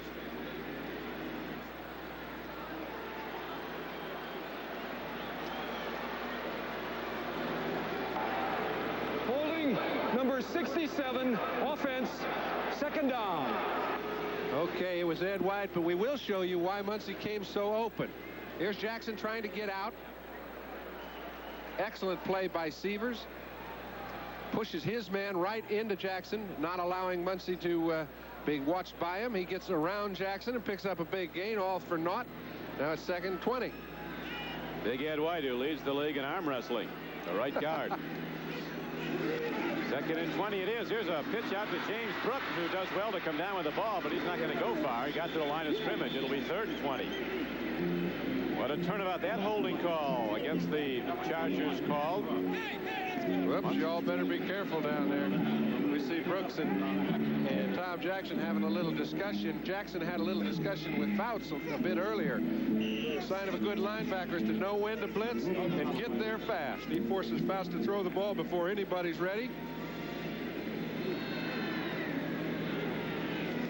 Miraculous play for no gain, huh? No gain at all. It's 3rd down and 20. Deep drop. Here comes Rulon Jones, but he's ridden off on some good pass blocking. The throw to Dwight Scales comes in high. And the Chargers will have one of their rare punts, their first of this game. Their punter is Maury Buford, a rookie out of Texas Tech. You get the feeling something better happened for San Diego at home, because Denver right now has turned the tide as far as Old Mo is concerned. And Dan mentioned when they were playing the Raiders last week, he said, you know, it was 24-0. We got ahead quick, but we were out of condition. And because we never could recapture that momentum. And he said, I hope that same thing doesn't happen again if we get off to a fast start. They couldn't run in the second half like they did in the first San Diego, and the Raiders came back. Here's the punt. Rick Upchurch darting but not getting anywhere. He's down to the 20, almost late hit. 7:23 to go in the 3rd quarter. Don Coryell looks on. His Chargers unable to move their first possession of the first second. Has turned around. The Chargers led 17-3, but lately it's been all Denver. And it's Steve DeBerg that's really shown himself, in my opinion, today more than he ever has. And although the game's early in the 3rd quarter, he's got an opportunity to establish himself as their guy. I don't think his teammates are convinced yet, and those are the ones you have to convince. Well, to date, John, he is 11 for 15 for 115 yards and a touchdown. He scored the other, and he's not been intercepted.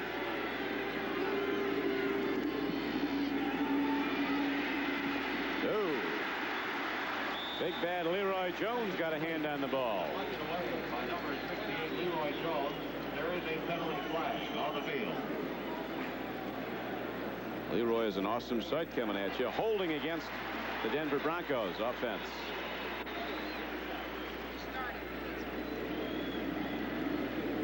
New Orleans now leading San Francisco 16-6.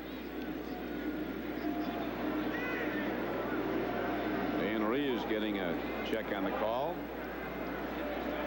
It's a pretty big penalty. You know, a game's tied. You're sitting with 7:18 to go in the 3rd quarter, and you're down in a hole.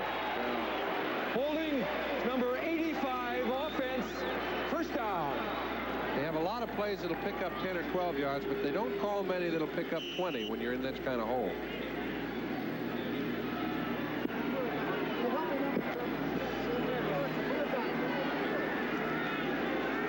Ron Egloff was called for holding. Was hearing about it.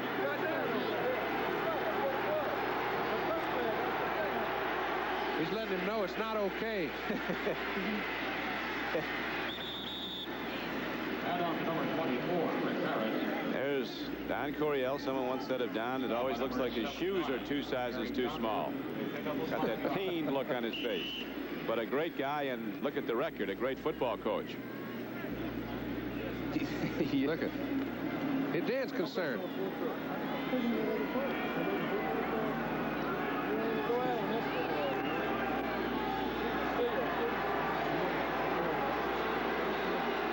Second and 15. Second and 14. Whatever. Dave Preston breaks it, and Preston moves ahead. It looks like he has a first down. Now he's going to really step out of bounds inside the 30. Yeah, he's just about 3 yards short, but they do have another play. It's 3rd down and 3. What a beautifully executed play. He's got Paris leading him here. He's got real good execution by his offensive line. Good block by his back, Paris. Now you can see Claudio Minor out there. He kind of outruns his interference. Steps out just before the first down. Got a good block from Steve Watson. So it brings up 3rd and just over 2. Big down brings the Broncos off the bench.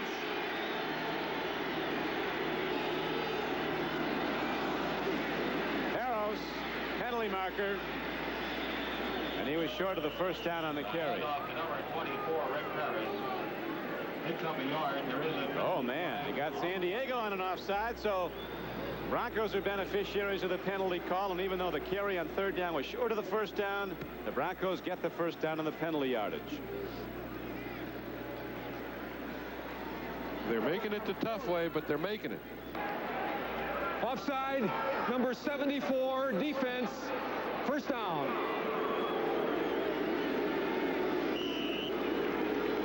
.6:30 to play in the third quarter. Lewis James Kelcher the second. There's Lewis James Kelcher the third coming up too. He's 4. They say when he grows up, Lewis James the second will look like a parakeet. I thought Lewis James was the second and the third. Oh, an interception by Cliff Thrift. The tip drill comes into play. Big defensive play by the Chargers.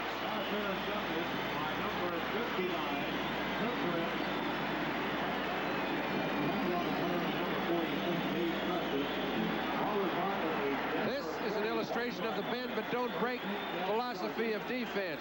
Thrift is back very deep. DeBerg is trying to go over the top of his head, trying to come inside to Watson. I don't know if it would have been complete anyway, but Thrift made an excellent interception to put him in wonderful field position. And if Seattle can get that to stand up, Mike McCormick 1-0 as coach of the Seahawks after beating Denver last week. That looks like an upset on the way at Candlestick. I think that doesn't put them in a hole at 1-3. Yep. 1st and 10. Muncie turns the corner, but he has a problem. Dennis Smith, a sticker out of Southern California, coming up from the strong safety. Stop at number 49, Dennis Smith. Don Coryell. Playoff teams 3 years at St. Louis, more here at San Diego. Great college teams at San Diego State. It's funny how when you see offensive play that's excellent, it doesn't seem, although it seems exciting, the intensity level really picks up when both defenses start playing well, and I think that's what we're seeing. 2nd down and 12. Here's a throw and a completion to Kellen Winslow for a San Diego first down. Ball's down to the 30-yard line. 12 yards on the pass completion. We see DeBerg toweling off, waiting to get back on the field, but Dan Fouts, if that was a safety blitz, and if the man can't catch him in that situation, when can he? Because he was off right on the snap of the ball. No one blocked him. Just a great release by Fouts kept the ball alive. This game, the home opener for the San Diego Chargers, and over the years, the Chargers have won 17 and lost 5 at home in their home opener. They've only beaten Denver twice in the season. 14 years ago is the last time they did it. Here's a pull down and a penalty marker flies in. Cappelletti on knocked down on the play. Steve Wilson, extra DB in there. That flag was thrown quick.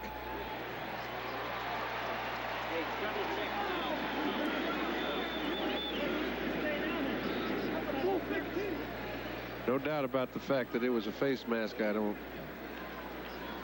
He called out so fast he barely made contact, so he must have hit him with his face mask right there. Face mask, number 45, defense, first down.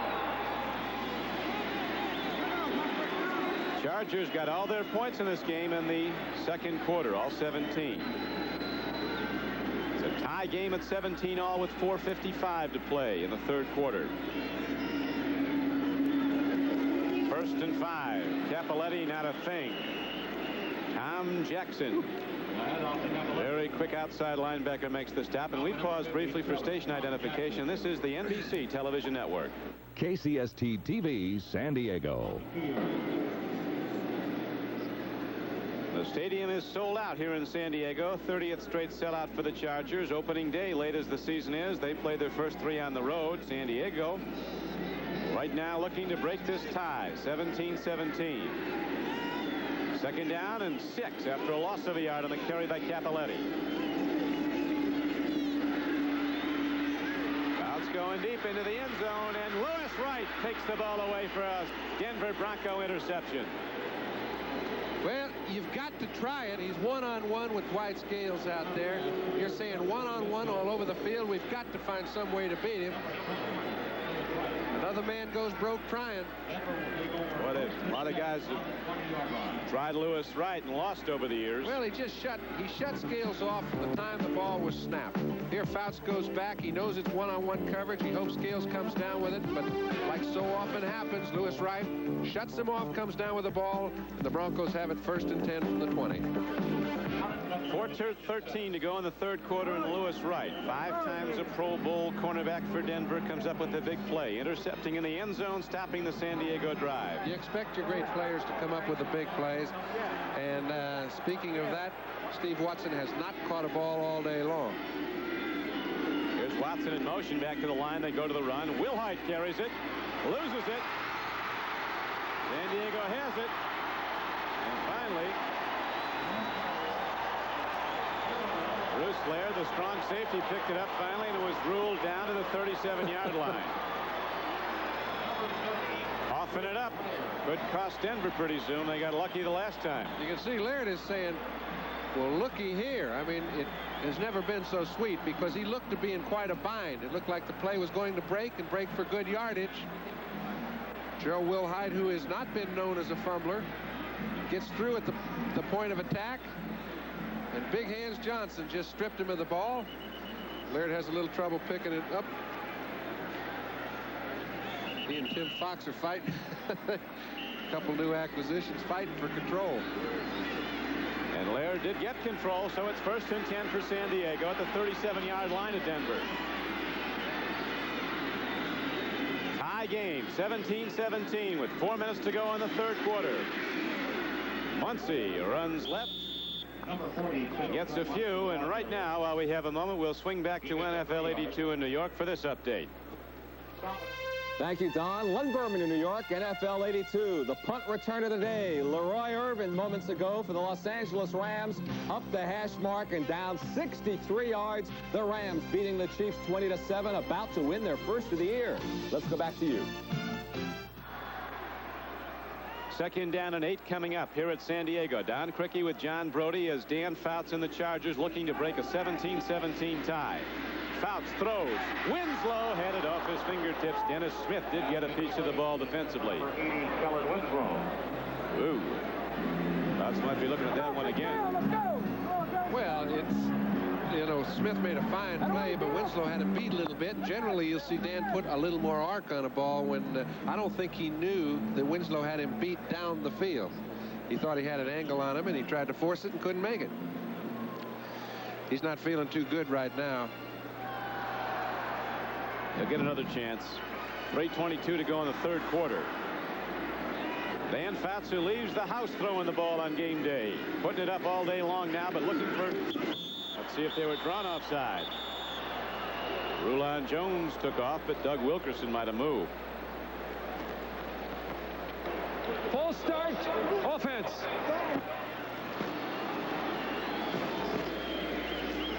Well, Doug Wilkerson, whom you haven't heard much of today, the left guard, he moved just a little bit early, but they've been doing an outstanding job. He and Billy Shields both trying to handle Rulon Jones. We haven't heard much from Rulon all day long, and he's been causing havoc with everybody's quarterback.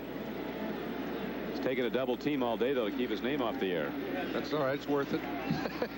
He's been putting some pressure on, though. He doesn't have any sacks, but he has some pressures, as they call them. Now it's 3rd down and 12 for San Diego. 3 wideouts. Outs over the middle, and he's got Kellen Winslow.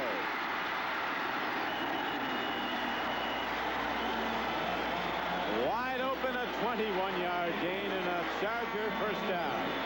Just an outstanding, as we take a look at the secondary, Kellen Winslow in the middle of your screen gets held up for a little bit by the linebacker, but when he comes underneath, he knows when the ball's going to be thrown. Fouts and he have about as fine a timing as any twosome in this game. Takes the ball on the dead run, picks up a first down, and then drives on the move. They talk about the cannon arms, but in case of Fouts, it's the touch and the timing that makes him a great one. Right. Cappelletti down inside the 15-yard. Another fumble, and Denver says we have it. Broncos have the ball.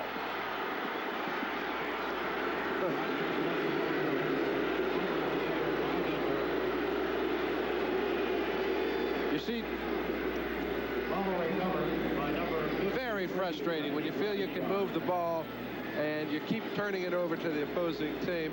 The first quarter, I think we had 1 possession by Denver. Now we've had 3 in the course of about a minute and a half. Coach Coryell's hurting at this point. Still tied up at 17-all when we come back. Randy Gradishar comes off the field after the Denver defense got the turnover. And you never know in a pile like this, but if you have to take your pick, I think I'd say number 53 comes up with his share and then some. This ball is just fumbled before the runner hits the ground. Gradishar keeping his eyes open, and it's pretty tough to do in a pile like that. Comes up with the ball. Those loose balls do draw a crowd, and Denver comes away with it, stopping the Charger threat. Tie game. Denver has the ball 1st and 10. The pitch back. Dave Preston. Good play by cornerback Jeff Allen. 27. He was the man that hit him. Well, there is some hitting going on. You can hear it up here. And on the stop, number 57, Lyndon King. Coach Reeves and Coach Coryell fully aware that the club that comes out of this game on the short end heads into the last part of the season with a 1-3 record, and the odds not that good to make an even expanded playoff format. That's right. 5-4. It just looks like you're going to have to get there.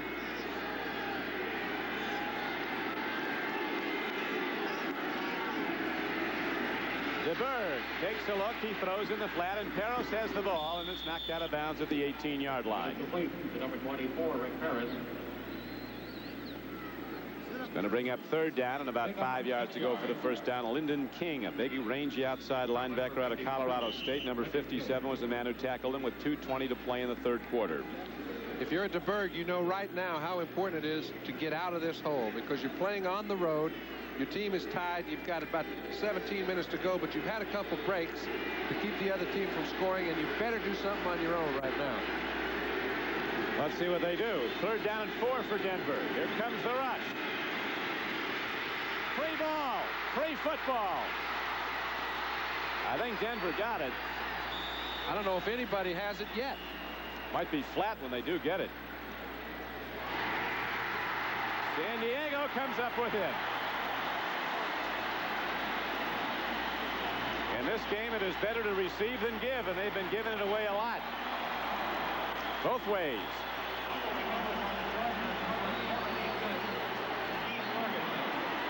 Young 2nd-year man out of Ohio State, Keith Ferguson. New man on the defensive line, stays alert. This could have gone to anybody. It's fallen loose on the turf at the 5 or 6 yard line. It looks like the Broncos are going to come down with it as number 76 was the first to get there. Ken Lanier. He did not hold possession, and San Diego's got it. Been a long time since the Broncos have given up a touchdown after that 2nd quarter. Here comes San Diego. Muncy cut down and hard at the 2-yard line.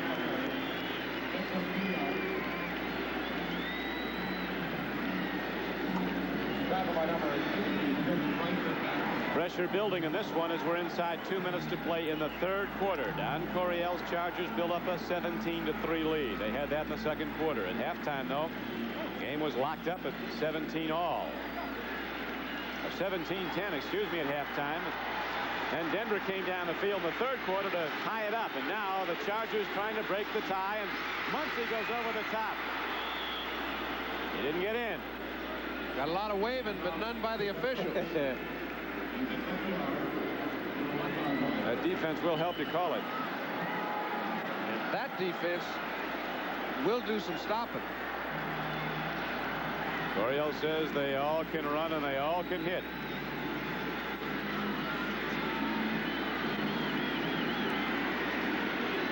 Big down. 3rd and goal, and you see how far away. Fouts, penalty marker. There is a penalty marker down. I don't think he made it anyway. So Penalty flag on the field. It's against Denver.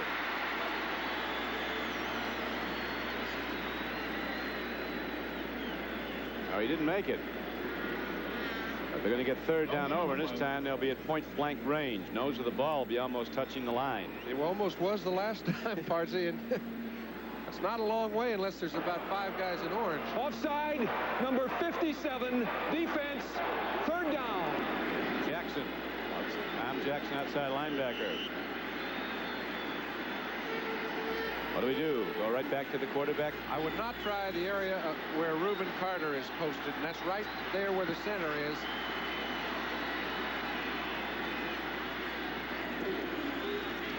No. Muncie tries, doesn't get there. The Orange Crush is putting a squeeze on now. After a fumble gave San Diego point-blank range. Now it's decision time, and they're going for the field goal, but watch Reuben Carter, Bryson Manor, those two in the middle are so strong. Look, they win the battle at the line of scrimmage. They forced Muncie to make contact almost a half a yard behind the line of scrimmage. Got stood up by the defensive backs. Great play by the lineman. Steve Wilson, number 45, was the guy who made the hit over the top, but as John pointed out, takes those submarining defensive linemen to knock down the blocking and set up the hit. Now Benerska will try a field goal from 23 yards away, virtually an extra point shorter, actually. Chip shot, he's got it, and the tie is broken, but not by a touchdown. With 28 seconds to play in the 3rd quarter, San Diego now has a 20-17 lead. And the Broncos get back the ball. When we come back, we'll watch again the goal line stand as the Broncos stood tall with the pressure on. I don't know how you do any better than this if you're playing defense and you're shoulder to shoulder right down there protecting your own goal line. You get 3 players from the secondary, 2 linebackers and a defensive back making contact on the other side of the line of scrimmage. It happens only because your lineman did a great job down low. So the tie is broken. It is 20-17, and now while we have a moment back to New York and to NFL, we have 28 seconds to go here in the 3rd quarter. This has been a good one. We've got a long way to go as Benerska kicks off high, but not too deep. And Wade Manning starts upfield. He's a flyer to the 30. Another penalty marker in.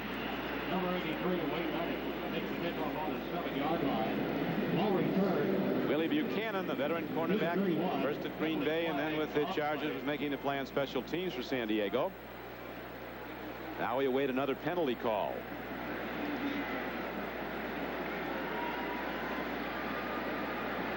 The march will be against San Diego.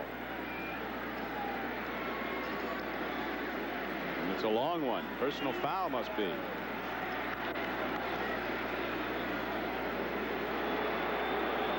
Personal foul, deliberate face mask, number 28 on the kicking team.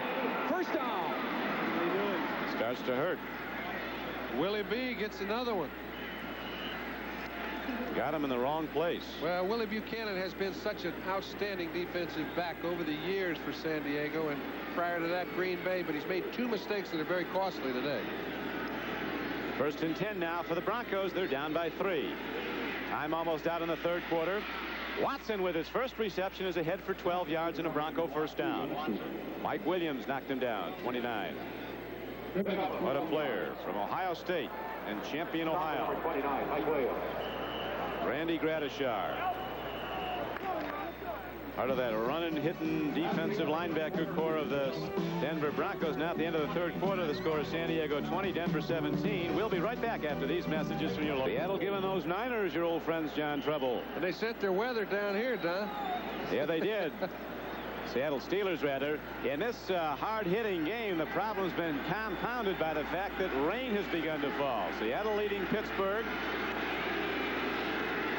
And right now, San Diego leading Denver, but the Broncos on the move, trailing by 3, 1st and 10. DeBerg looks, he's got a man. Riley Odoms is tight end, and he thunders inside the 30 to the 28. Riley Odoms. Number 29, Mike Williams. Now, according to our producer, Mike Wiseman, who got it from the San Diego PR director, Rick Smith, it's never rained during a game in San Diego.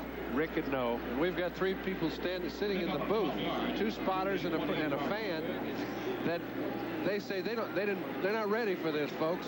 Who could bring an umbrella on a day like this? It was about 80 degrees, and we've got 3 people down there that brought one. Never rains in California. San Diego, it's almost true. Here's Wilhite running hard and down to the 23-yard line. Number 47, Gerald Wilhite, the ball carrier.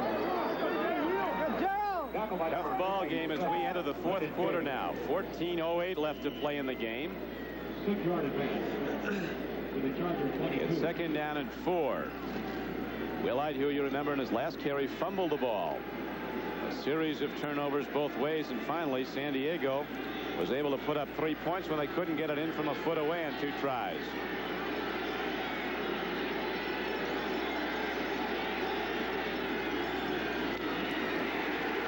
Big Louie stuffs the run. They like Big Louie.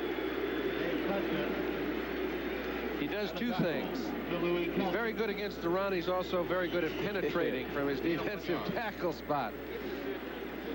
From SMU, the biggest of Mustangs. I'll tell you, in the midsection, he's got to be the biggest man I've ever seen in a football uniform. I didn't have a chance to see Les Bingham, but he could stand right up there with Louie. Right now, Charger defense digs in. Pitch back. Gerald Wilhite. Chargers stop the run again on 3rd down and 3. Now the rookie place kicker comes out for Denver to try to tie the game.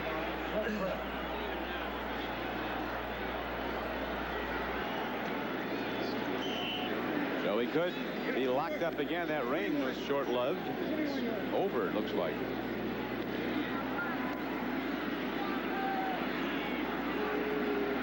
Chargers came into pro football in 1960 with the old All-American Football League, or the American Football League. There's the first rain. This is a big... Plenty of leg, and it looks like he's there. Game is tied. Rich Carlos, the free agent rookie from Cincinnati, hits the field goal 38 yards out, and the game is locked up at 20-all now with 12:20 left to play.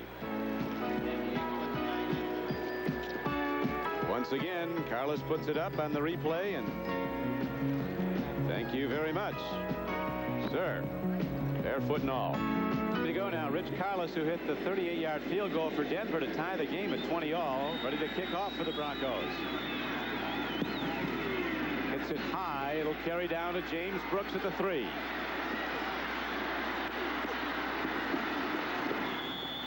Out to the 27 as a penalty marker comes in.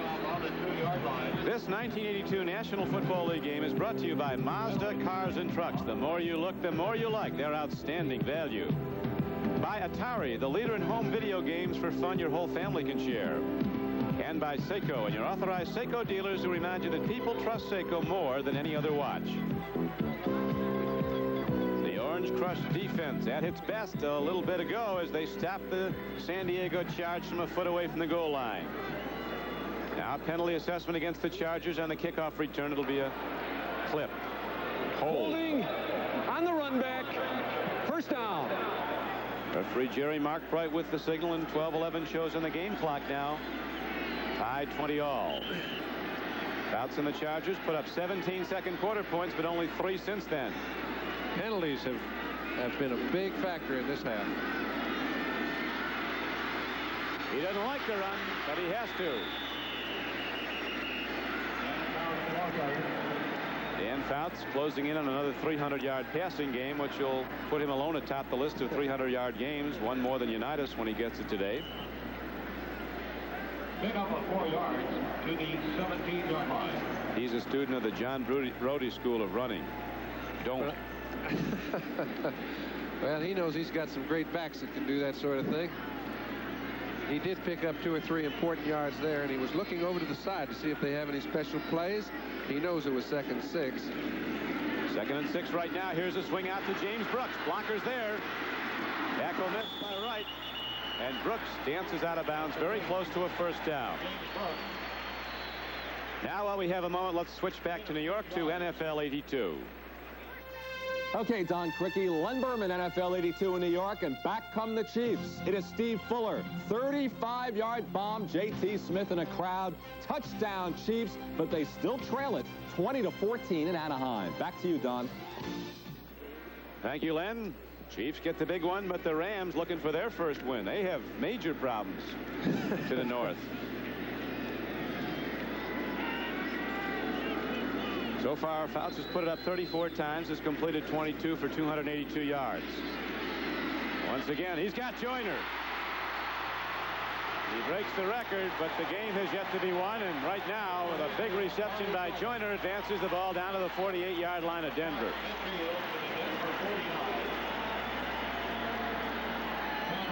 So he now has 27 300-yard passing games, so that's the last thing he's concerned about at this point. That's a great statistic, but it's very meaningless to Dan at this point because he knows his season has is on the line with about 10:56 left right here in this ball game. Denver's played outstanding defense in the second half. They've got to do something on their own right now, and they've had 3 opportunities. That could be very true. The season, early as it is, only the 4th game could be on the line because the loser's in real trouble here with a 1-3 record. Swing to Cappelletti, nothing there but lost yardage, and then penalty markers come in. There's been no lack of those. I'm curious to see what's going to happen. It was thrown in the area of Fouts. It could have been roughing the passer, and I think it was. Might have got Rulon Jones. Well, he was right back there in the area.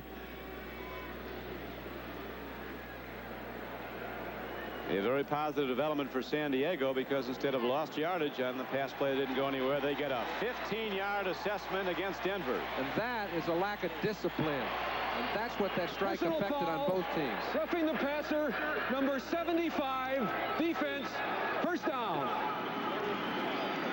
It's an instinctive reaction. If you get that close to a quarterback to hit him, and you have to be that close a few times not to. And that hurt. First down and 10 now for San Diego. It sets the Chargers up. James Brooks runs. Trapped. He just sprints ahead with those dark dash and beacon moves and gets down to the 38-yard line. So it'll be second down and about 7. Barney Chavis, 79, knocked him down. One of Denver's best players, linebacker Bob Swenson, still not with the team, although I believe he signed a contract now, but he's still on a special 2-week list. And he's one of the best linebackers in this game. You don't hear much about him, but Swenson, year in and year out, grades out as high as Gradishar, who goes to the Pro Bowl every year. Second and 7. There's a throw. Brooks is open. Oh! Rule number 1, do not run until you have the ball. James Brooks started for the end zone before he had possession. It's happened before. Everything was well done, but you want to take a look at Billy Shields. He's had a tough job trying to handle Rulon Jones. That time he did it to perfection. But when you talk about Brooks running before he caught it, that's a basic. Rulon Jones, 75. Billy Shields, 66. Both of them big, long, strong fellas. It's been a battle like that from play 1. I don't know if there can be a winner. Knockout game. It's 20-20. There's Fouts throwing, and White Scales catches the ball, and he has a San Diego first down. White Scales gets inside the 30 and down to the 27-yard line.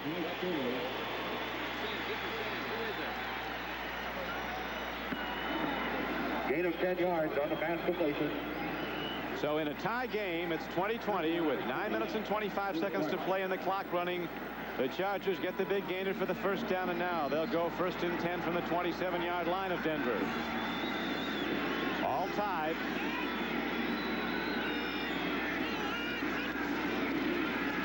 James Brooks, people in front, and so is the Denver defense. Larry Evans, 56, came across. Rulon Jones helped knock down the blockers. Short gain, 2 yards, second and 8. Dr. John Bishop, please report to security. Game clock running. The lights are on here at San Diego's Jack Murphy Stadium. Don Criqui with John Brodie with 8:46 left to play in the game. Denver led first 3-0 on a field goal. Then the Chargers came back in typical San Diego style, scoring quickly. 17 second quarter points. They led at halftime 17-10. And it was 17-17, and now 20-20 as Fouts throws. Cappelletti heads for the end zone. John Cappelletti working his way down to the 3. 21-yard gain. It's the little things that some people notice and others don't. Here's Fouts.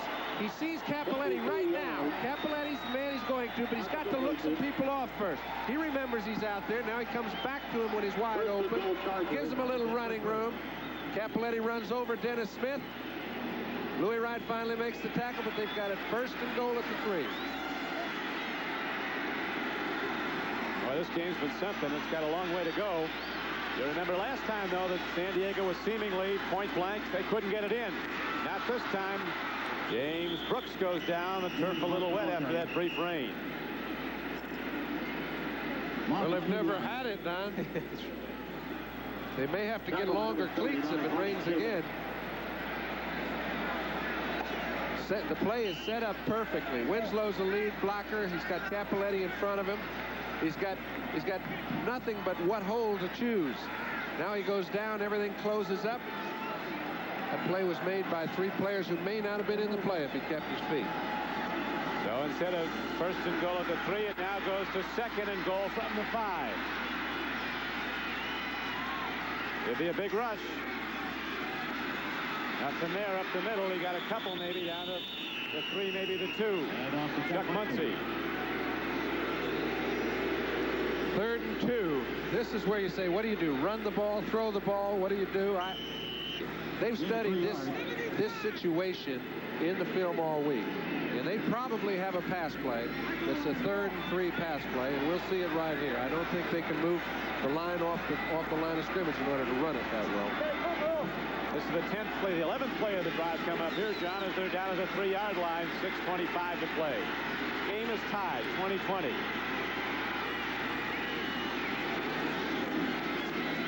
Timing pattern, touchdown, Kellen Winslow. His 3rd of the day.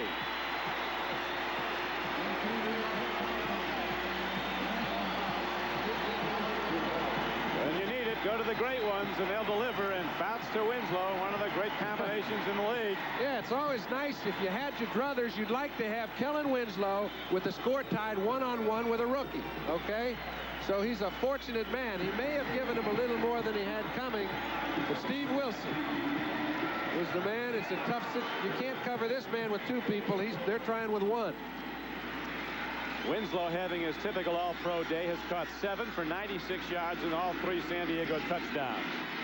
Extra point is up, and the Chargers open up a 27-20 lead with 6:16 left to play. An 11-play drive, and they finally take it in as 6'6" Kellen Winslow goes up above the defense.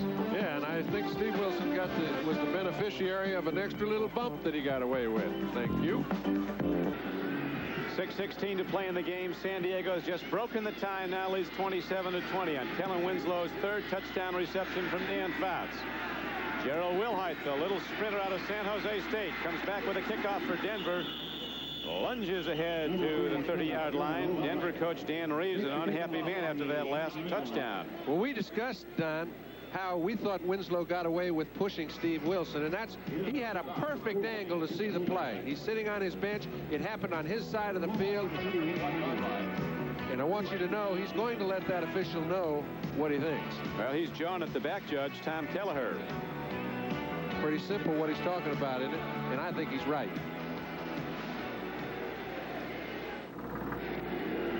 The Denver Broncos now down 27-20 after rallying to tie the game at 20-all with the ball 1st and 10 at their 30.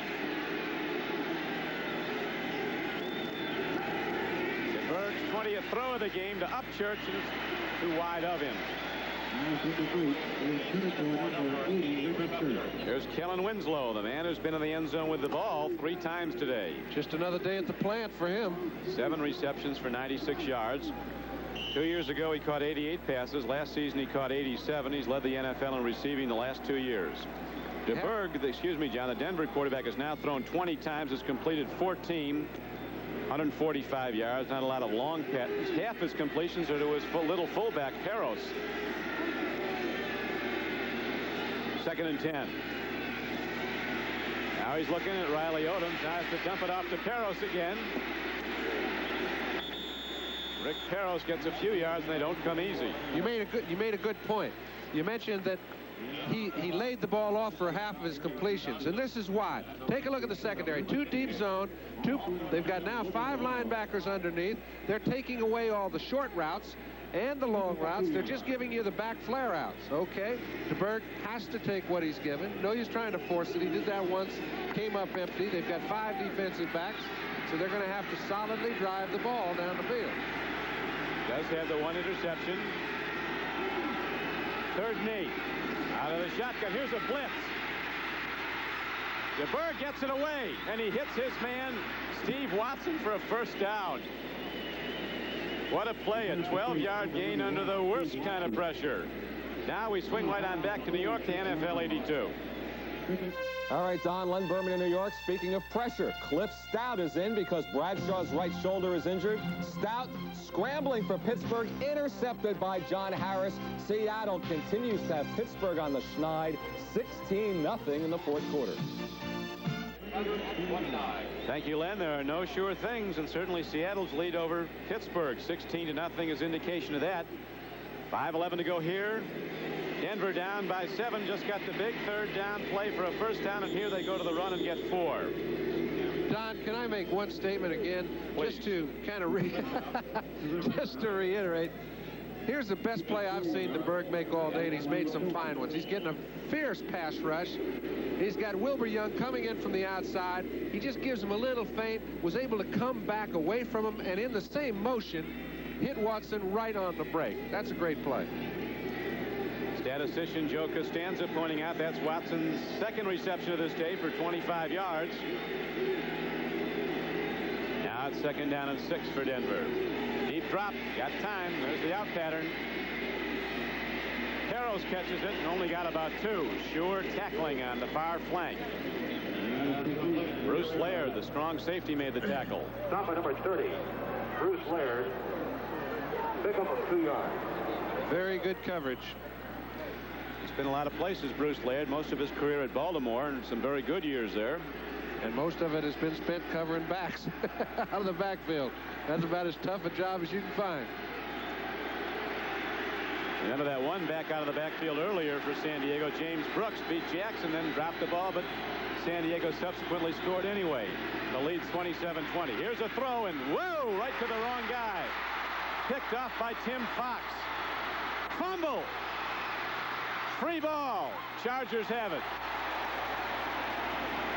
Tim Fox, the Buckeye belter, comes up with the ball. He gets whacked, loses it. The Chargers come up with the ball. Lyndon King, one of the linebackers, recovered Tim Fox's fumble.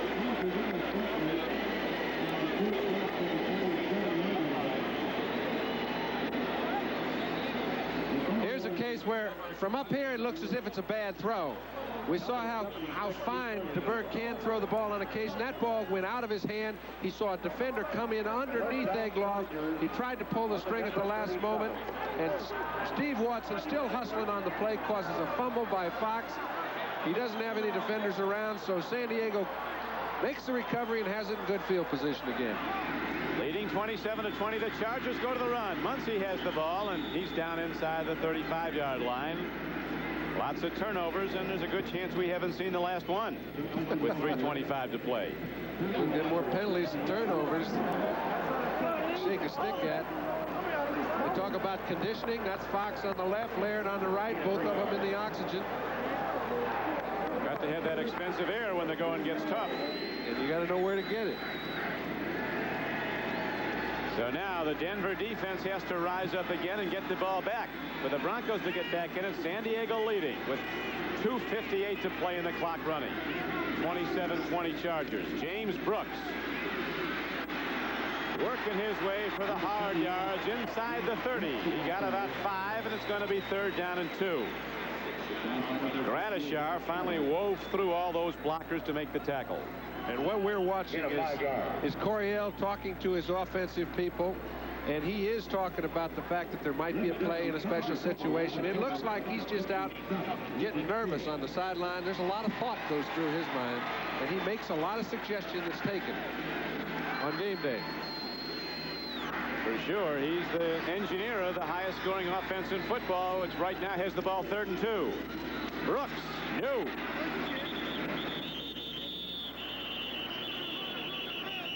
Broncos have stuffed a lot of short yardage plays. Now let's see what Coach Coryell goes to.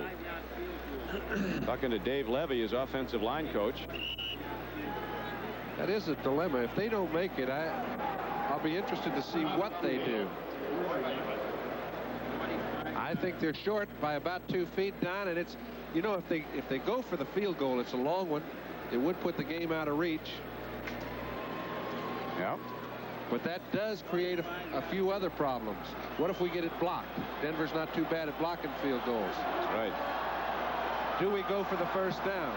It'll be a 45-yarder if they go for it, and they're going to.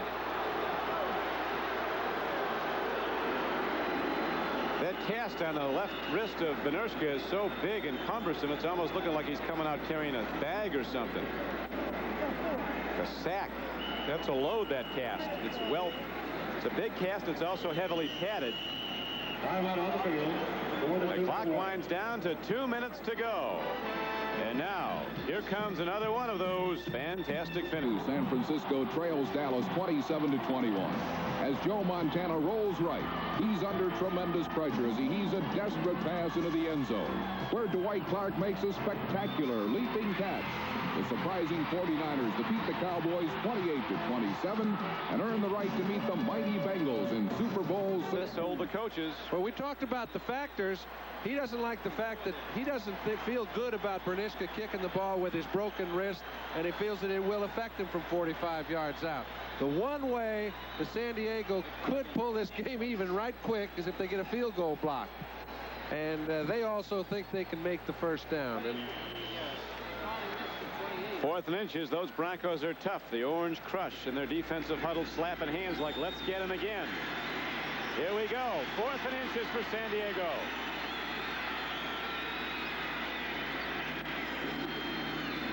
Brooks. Airborne gets the first down for the Chargers.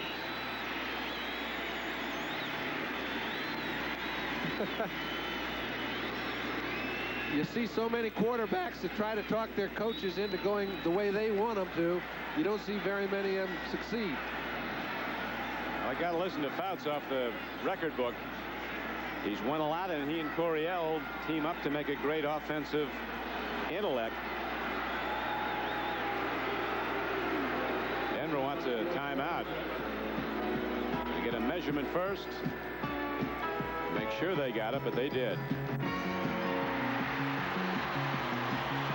Now a timeout with 1:56 left to play in the game. 27-20 San Diego. First down Chargy back at San Diego's Jack Murphy Stadium. 1:56 to play in the game. Dan Reeves and his Broncos just saw Denver defense give up a first down on a short yardage plunge by James Brooks. His Bronco defense has made a lot of big plays, but Coryell allowing himself a rare smile.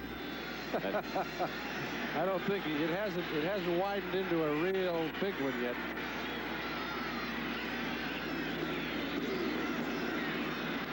James Brooks turning wide and knocked down inside the 25-yard line. 2 timeouts left for Denver. Now they've got 1, so they can't keep that clock from getting down to about 40 seconds when they get possession of the ball if San Diego doesn't come up with another first down.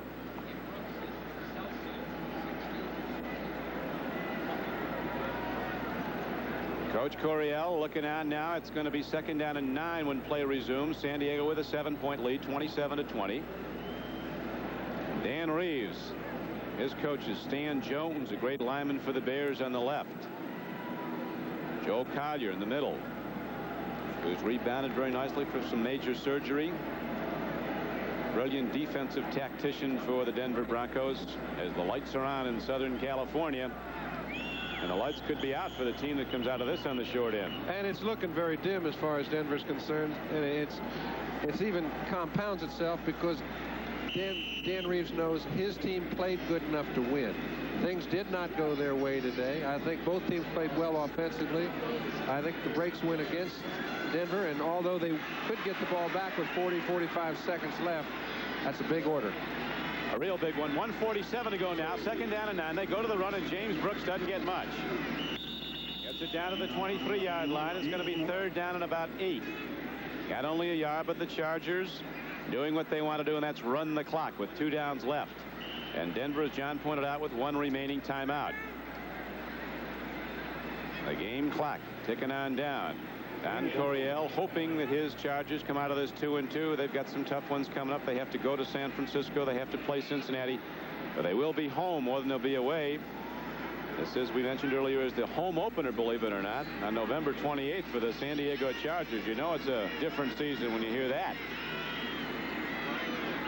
Third down at 7 the way they have it. Brooks going wide, turns upfield, nothing there. Again, Denver stops the run. Radishar filled and Rulon Jones was there, and now the Broncos use their final timeout, and here comes Benershkin, the field goal unit, out for the San Diego Chargers. Well, it's curious, but I think the decision that they did make had to do with the distance of the field goal attempt, because they're going to now go for one. When it was 45 yards, I think Fouts' feeling was that the odds were he wouldn't make it from that distance, and I think we can pick up the first down. From this distance, Benershkin has a pretty good average. A vital game in the opinion of most coaches, even though it's just the 4th of this strike-shortened season, because the loser comes out of it 1-3, and with the projections being it's going to take 5 and 4 to go to the playoffs. And as Coryell said yesterday, he thinks there's going to be some 5 and 4s that'll go and some that won't, like the 10 and 6 years. Well, that's possible, but I'm going to if I was allowed to bet, I'd bet 5 and 4 to get there. Not allowed. Big upset occurred today at the Kingdome in Seattle, where the Seahawks, under their new coach Mike McCormick, upset what was a powerhouse team through the first 3 weeks, the Pittsburgh Steelers.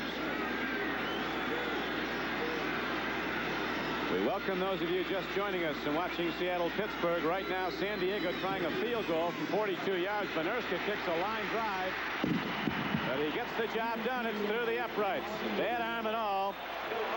Ralph Benershkin gives the Chargers a seemingly insurmountable 30-20 lead with just 52 seconds to play. A 42-yarder, and so Dan Reeves and his Broncos need a miracle now, not just a big play.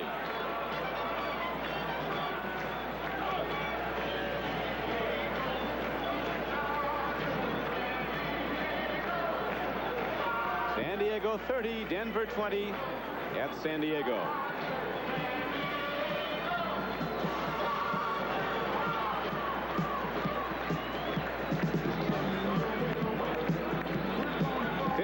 Seconds left to play, and it's a 30-20 game, San Diego. The coordinating producer of NBC football is Ted Nathanson.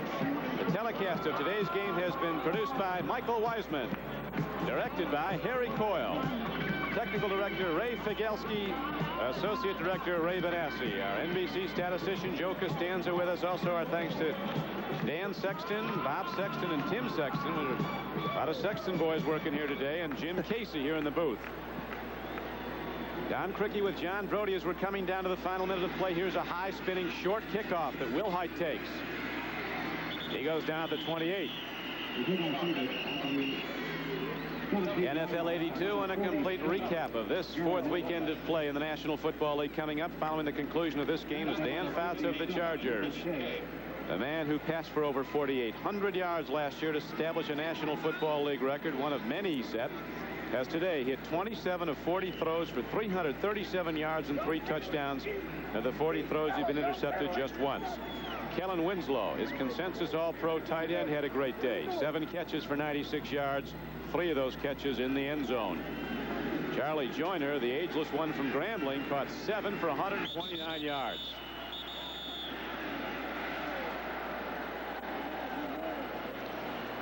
Steve DeBerg did well today, John, but it's not going to be enough. Well, Don, I think in order for him to establish himself as their guy, you follow me, in the future for the next 6 or 7 years, he'd have to do so over Mark Herman, whom a lot of people think will be their quarterback of the future. Steve played exceptionally well through 3.5 quarters. He threw 2 interceptions. One of them, I think, was a great defensive play. One of them was one in which, at the last instant, he tried to bring it back and check the play. I just think his thought process was outstanding. I think that they played well enough to win. It's just that San Diego played a little better at the end. Played well when they had to. Chargers getting their points in bunches. 17 in the second quarter and the other 10 in the fourth. Watson catches the ball. Is hit hard by cornerback Jeff Allen. And the Broncos get ready to huddle. They'll go into alignment without a huddle as Dave Lewis was also in the stop for the San Diego Chargers. 30 seconds to go.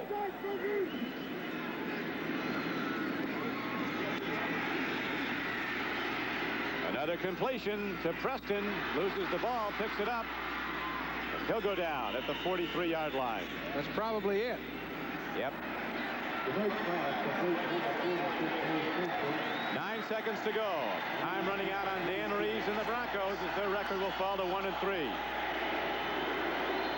Quick out pattern stops the clock. Or does it? Time is run down to the 00. Final numbers are apparently up, and the San Diego Chargers, for an 18th time in 23 tries, have won their home opener, beating the Denver Broncos for the second time this season. Only the first time in 14 years they've beaten Denver twice in the season, 30-20. The Rams in Kansas City are still doing battle. We're going to check that out. For John Brodie, this is Don Criqui. Glad you could be with us at San Diego, where the Chargers win 30-20, getting 17 second quarter points and 10 more in the fourth to win the game 30-20. And now let's switch to Anaheim, California.